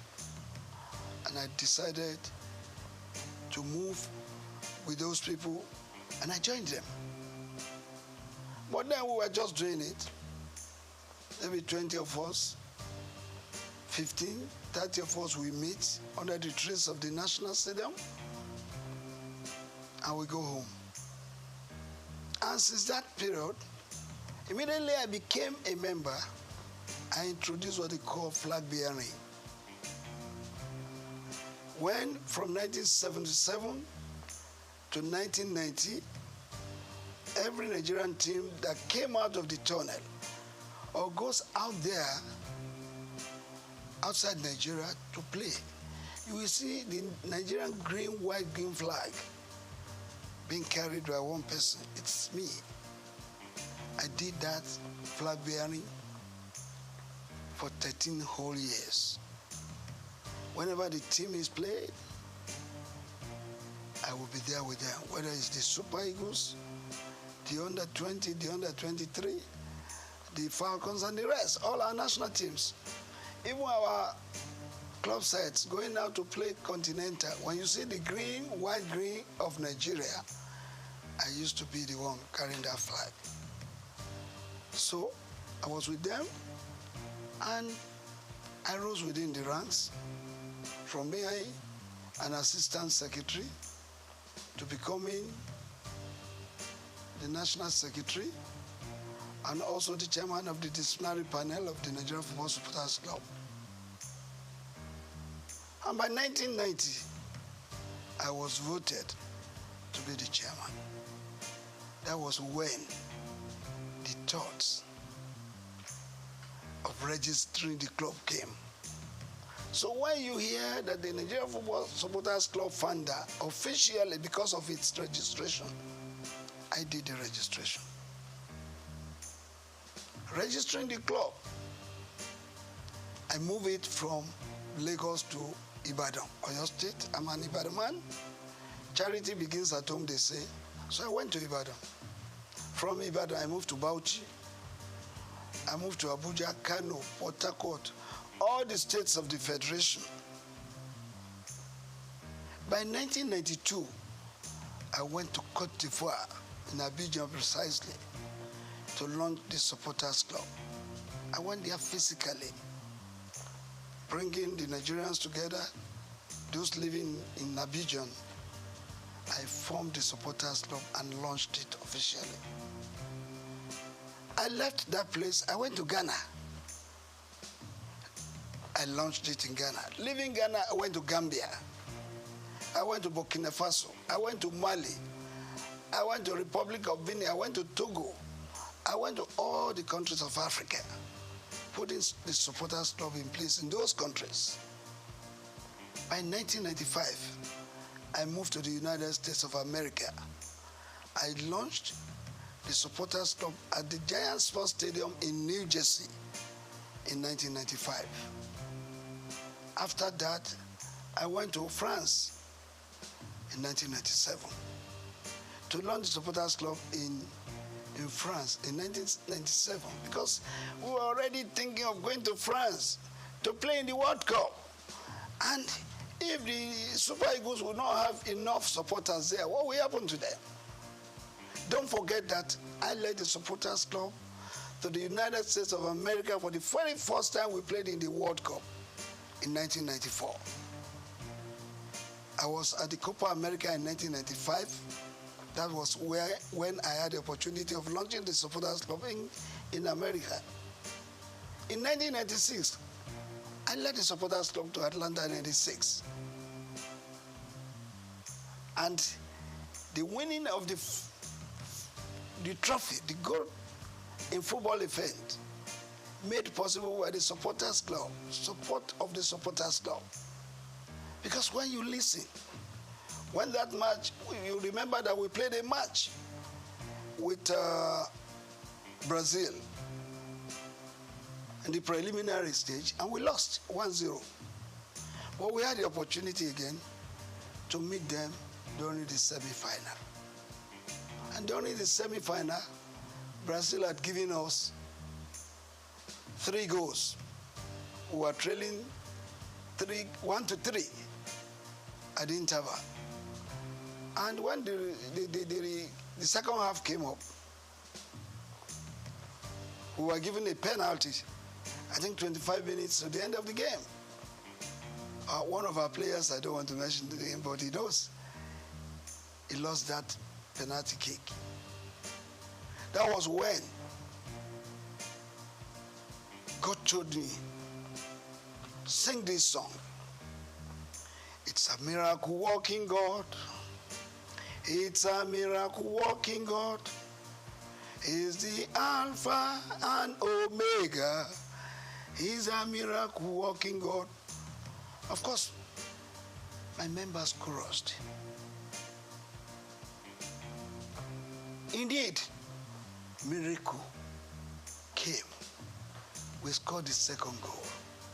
And the then Minister of Sports, Chief Jim Nwobodo, came to our stand and said, Ladipo, I heard you guys singing, it's a miracle working God. It's like God is going to make a miracle to happen today. I said, yes. And we continued. I changed the song. I have a Father who never fails. I have a Father who never fails. I have a Father who never fails. Who never fail, who never fail, forevermore. Amen. Jesus never fail. Amen. Jesus never fail. Amen. Jesus never fail. Jesus never fail. Jesus never fail. Forevermore. We scored the third goal. Then another song came. Poya chukuna gaza. Poya chukuna gaza mere. Messiah yobiuma. Poya chukuna gaza. The match ended and there was to be the extra time. And that time it was a sudden death rule. Immediately I sang that song, my people chorused. And the ball was coming to Kanu Nwakwo. He was backing the goalkeeper. Tested the ball, raised it up, turned around and tapped it to the net. And that was the 4 goals the Nigerian team scored against Brazil. And they started crying. And I decided to form another song. When Nigeria beat Brazil, when Nigeria beat Brazil, oh, Bebeto start to cry. When Nigeria beat Brazil, why Bebeto? Because they pulled him out.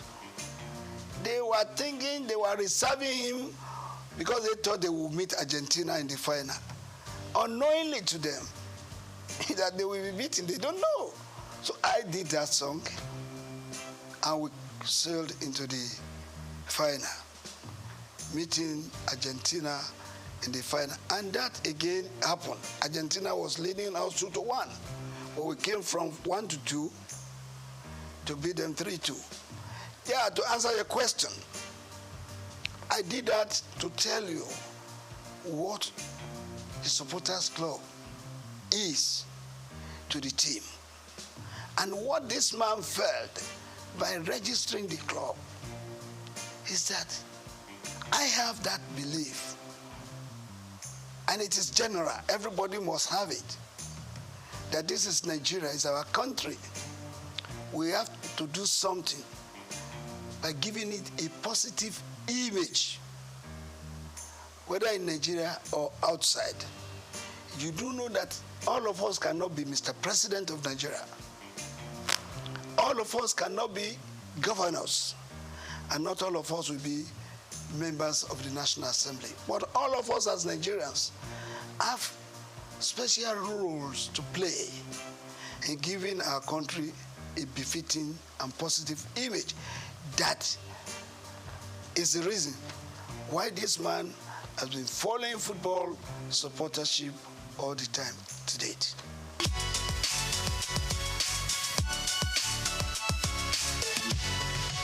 Well, I want to tell you, like I said earlier on, the grace of God has been the secret.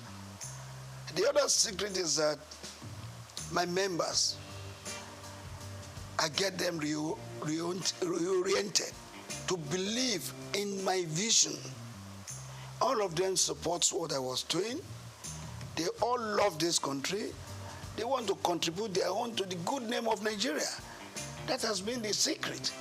And don't forget, any member of the supporters club should be referred to as a patron par excellence, because they are not paid.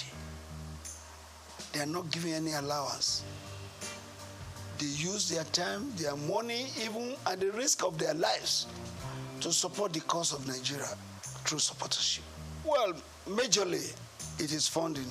The challenges is funding, because if you have to support the team, yes, they are playing in Lagos, you may not spend much money. But when they are playing in Enugu, they are playing in Uyo, they are playing in Abuja, you need money, no matter how. But come to think of you traveling with 100, 200, 300, 600 supporters outside Nigeria. They will not go by road, they will go by air. It's a lot of money that we need in running the supporters club. So our main challenges has been that of funding. But I can assure you that God has been good to us. We have had some philanthropists, some organizations who have come to assist us by way of supporting us, giving us a lot of money. And if you will not mind, I will have to put it on record that the very first company that supported Supporters Club was Coca-Cola. Coca-Cola did it for 2 years. They could no longer do it. Then, for 1 year, MTN did it. They could no longer sustain it. But later, we got Globacom. Dr. Mike Adenuga Jr. has been the brain, the backbone, the sponsor, and the financier of the Supporters Club for several years, doling out millions from 50 to 60 to 100 million of naira, and even in dollars. So that has been the way, that has been how we have been able to surmount it. We have some philanthropists. We have Taiwo Afolabi, who has always supported us whenever we are going out. I remember Alhaji Aliko Dangote in 1996. He supported us, and some other Nigerians too. Esther Ajayi, when we were going to Russia 2018, I went to this woman and I told her our problems. The second day, she was able to give us 20 million. I went to meet the then governor of Lagos State, His Excellency Governor Ambode. He gave me 10 million. The club, not me per se, he gave the club.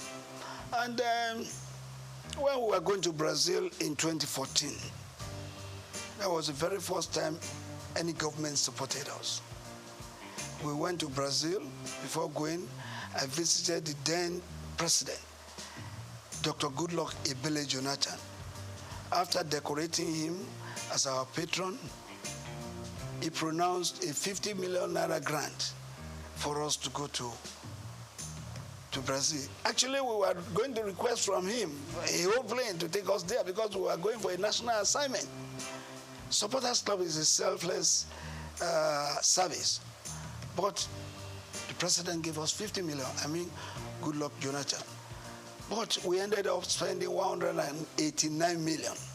The difference of that was raised by me going to Dr. Mike Adenuga, Taiwo Afolabi, Esther Ajayi, Ambode, and the rest. That's how we've been running the club. We've been running the club, meeting people who lost the game of football, who lost Nigeria, and they have been helping us.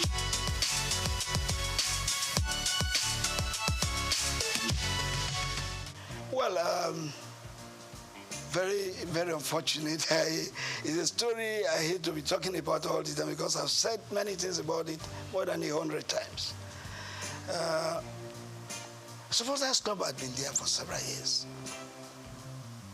And Dr. Rafiu Ladipo was the national chairman for just 10 years, from 1990 to 2000. I left that position in 2000. And then somebody else became the national chairman. And that was Alhaji Waide Anderile Yusuf, who was the chairman for 8 good years. After him, there was Otumba Olatunde Bashonu. He was there for 4 years. And there came a time when one Mr. Vincent Okumagba acted in that capacity for 3.5 years. And there was one little mistake, misunderstanding, because people will not want to wait for their time. And all I told them is, please go through an election. Anybody who would not want to go through an election is not supposed to be on that chair of the national chairman. That's what came up. And the then NFF believed that there could be 20 arms of supporters clubs in Nigeria. It could even run to 100 units. But it's unhealthy. You cannot have a situation where your team is playing right on the field and you have different corners where you have the Nigerian supporters scattered all over the field, singing in different voices. It's not good. But look, I've been able to manage it because God has told me that supporters must not die. Supporters Club will not die. I have to be patient to let them see reasons why the Supporters Club should go and support the teams with unity. As a unit, go and support the team. But if you have funded your own, maybe you have registered your own, you have your own office, you can stay in your office. Manage your office the way you want to manage it. But when it becomes a national assignment, you are going out to represent Nigeria. All of us as supporters must come together to support Nigeria as a group supporting one team.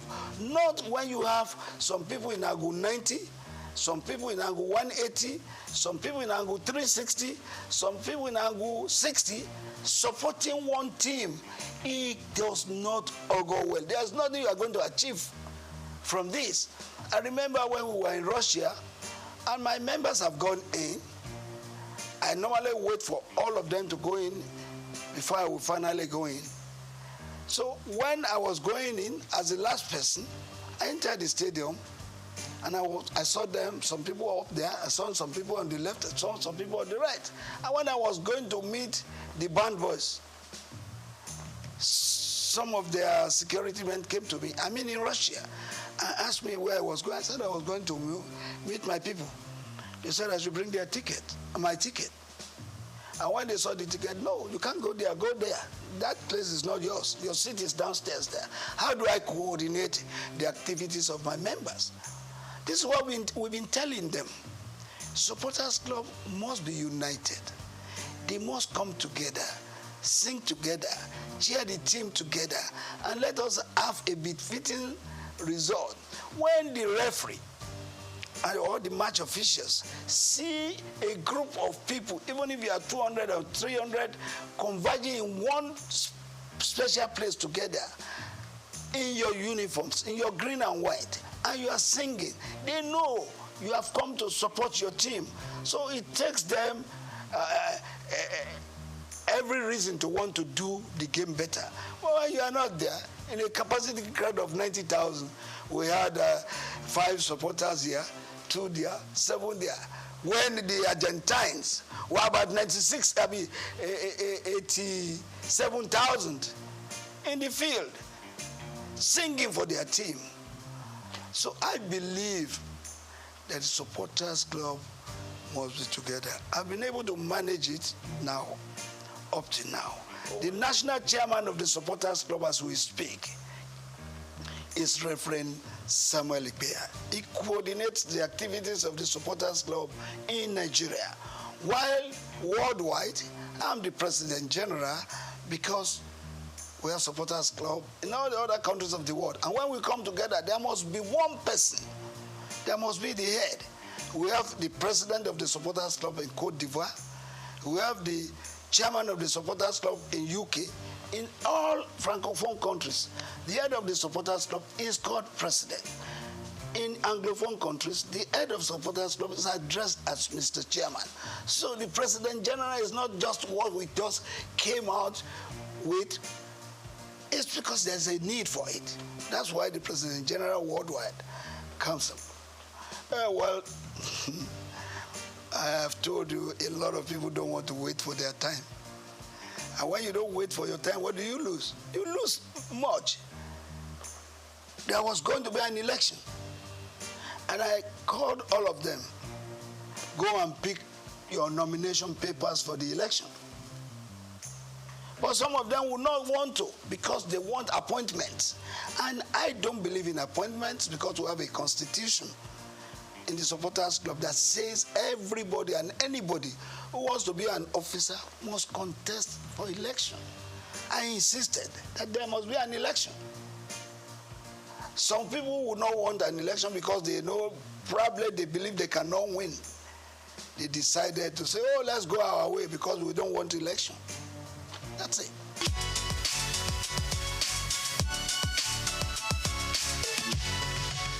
Before now,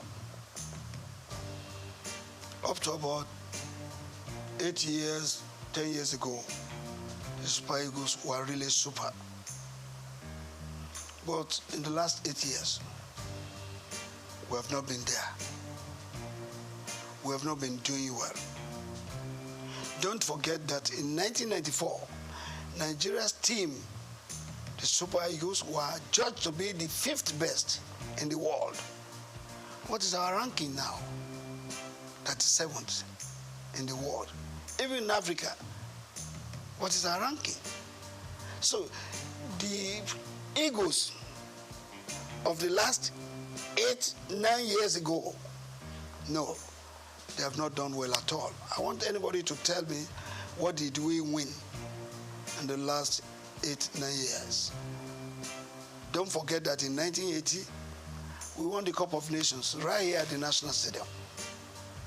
In 1994, we were in Tunisia. We won it. In 2013, we were in South Africa. We won the Cup of Nations. In 1996, we won the Atlanta Olympics. Since then, what can we point to that we have won? So the Eagles of the last 8, 9 years, no. They did their best but their best was not good enough for Nigeria. And that's why we didn't win nothing. But I want to believe that the present crop of Eagles being put together now, going for the Cup of Nations, we want to write their names in gold. And if that is so, it means they have to put in their best to see that going to Côte d'Ivoire 2024 will not just be going there to make a number. We're going there to give a very good account of ourselves. Who says it is not possible for Nigeria to win the Cup of Nations again? It is possible, but it takes a determined group of people as players who wants to write their names in gold to do that. When you are rating the coach, a coach is as good as his last match. Passero was employed, he was given a target, and the NFF has the power to either sack or renew his contract. I think according to them, maybe he has performed according to what they want. But for me, as a Nigerian, I want Passero to go to Côte d'Ivoire and show us that he is serious and show us that the Super Eagles can still fly and make us get minimally play in the semi-final of the Cup of Nations. Anything short of that, no.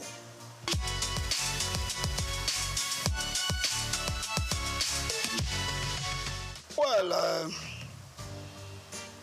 I want to believe that our Nigerian coaches are good. There have been 2 or 3 foreign coaches that have done well. Westhoff, Bonfrejo, and this which doctor, what's his name again? I'll remember his name. This guy qualified us to play in the World Cup with a match to go. The witch doctor. The witch coach, we call him, we remember it now, it will come back. So, since then, there's no foreign coach that has done better.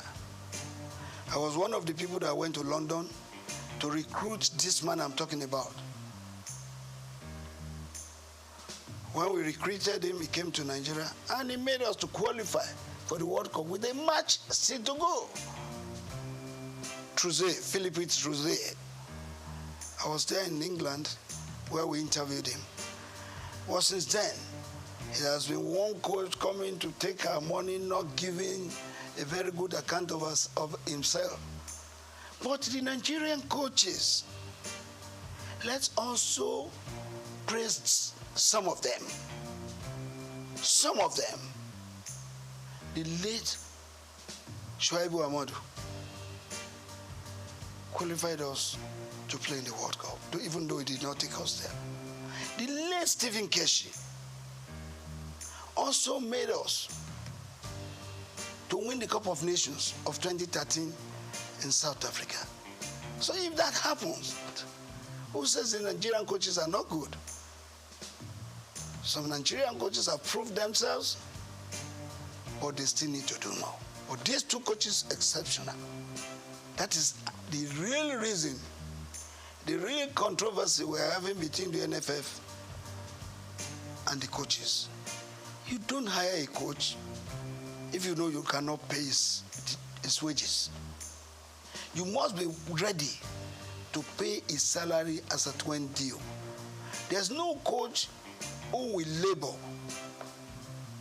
and labor, and after which he would have trained your players, and you are owing him salaries of 5 months, 7 months. Which coach will take that? Where is that happening across the world? Nobody will accept that. So that has to be looked into. And that is why the NFF has got to look for serious sponsors serious sponsors and raise funds for them to be self-sufficient, to be able to take all these challenges of paying the coaches wages. That is a big problem. And I think the present NFF board, led by Ibrahim Guzo, will look into that, look for sponsors, serious sponsors who are interested, not just interested, but who are genuinely interested in the Nigerian game and in the Nigerian nation. You may be interested in the Nigerian game, but if you are not interested in the Nigerian game, Nigerian nation, you may not give what it takes to do. You must have the love of this country at heart, and then love the game also.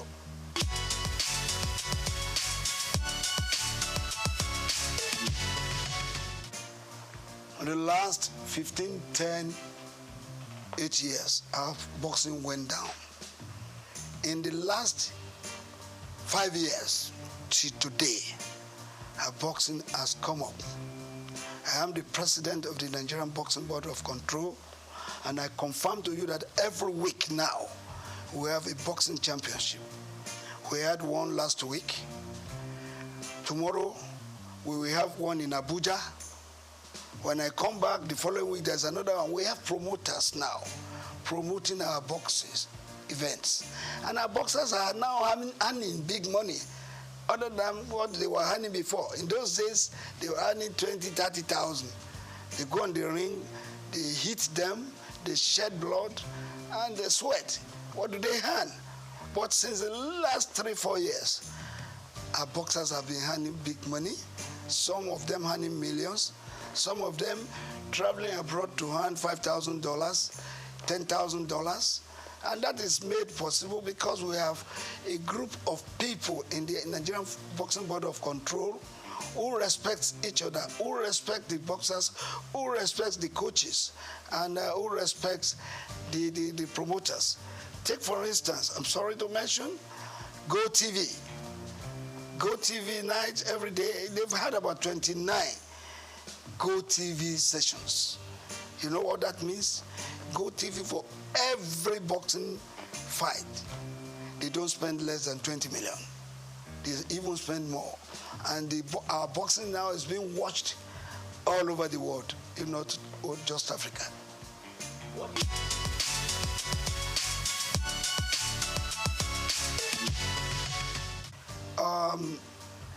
A lot of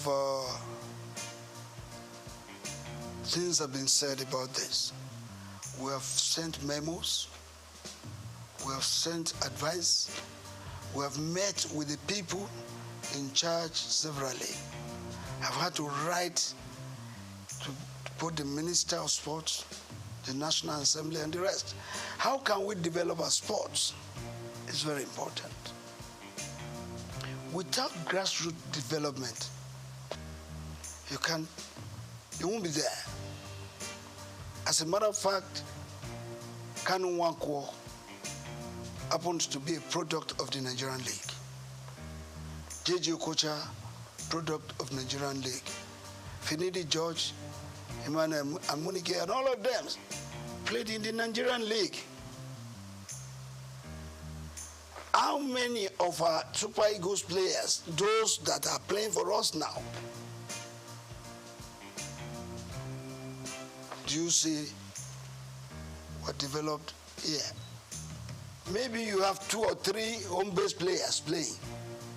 But the real product for our football development, they are here in Nigeria. We have to go back to those things we were doing that time when we got the likes of the Segun Odegbami, Henry Nwosu, Christian Chukwu, down to Stephen Keshi, Okocha, and the rest. We have to go back. We don't have to rely on those players who have been serving us in the last 12, 15 years, believing that they will continue to serve us the same way. No matter what you do, players will get weak. They will age. And when they are aging, that's when they start referring to them as tiring legs. You need replacements for them. How do you get that? You can only get them from the local scenes. We have various clubs in Nigeria playing the leagues, the Premiership, the National League, and the rest. 20 teams in one. Do you know how many of our boys out there that can play football if we harness them, bring them together, and give them the right training? Of course, let me ask you, how many of our club sites have feeder teams? Feeder teams, they are very important to the development of the game. When you have a junior player playing the feeder team and is maturing, bring him to replace a tiring leg. In the senior team, how many of those teams that we have can boast of feeder teams?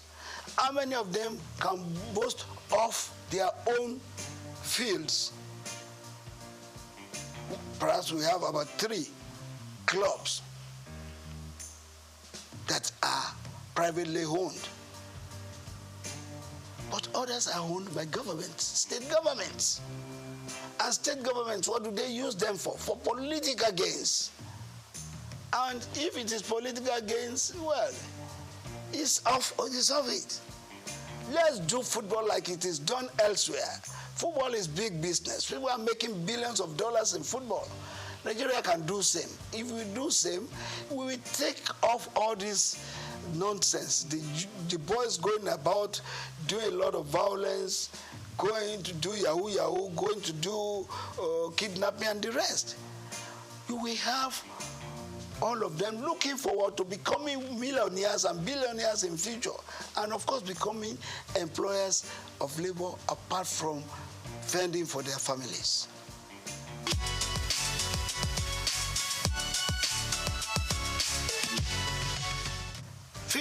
Above 50 football, yeah, it's above 50. I'm the chairman worldwide for that.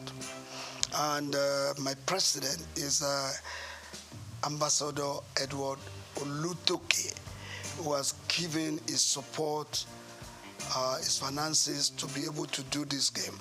The thing is this: if you have played football, you have played up to the level that you are about 40, and you are no longer playing, you are no longer doing what you know how best to do, you now go and sit down, not doing nothing. Boredom sets in. And within that period, rather than getting fit, you are aging. Some of them developing sickness, various sicknesses that they ought not to have. But because they were no longer doing what they know how best to do, they sit down. So the concept is bringing them back. Not just the footballers, but anybody above 50 could play football, keeping fit, and above all, living a standard life, making money.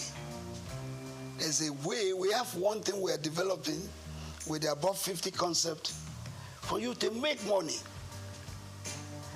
Anybody who is above 50 and has no car of ease or no house of ease or a home has not been living standard.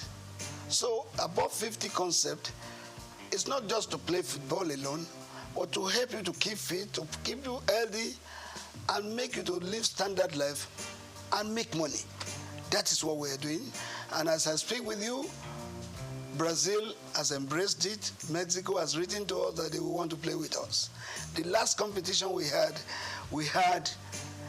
8 clubs: Ajegule, Surulere, Redeem, Etiraikate, Abeokuta. All of them, they came to play at the National Stadium. And the prize, the winner's prize was 5 million, which was paid instantly. The second place was 2 million, while the top place was 1 million. And we put a lot of money in organizing that. We are going to start the second edition very soon. We are now having clubs from Benin, Edo, where people from Abuja, people from Kwara registering to be part of the above 50 football.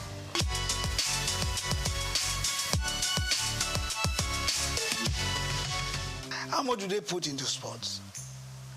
What you have in sports is noise. How much money do they put into sports? They need more money to run sports, particularly the development of the sports, not just taking part in competitions. Because if you have to develop sports, it takes a lot of money. And all those successful countries doing sports, it's because they have put money into its development.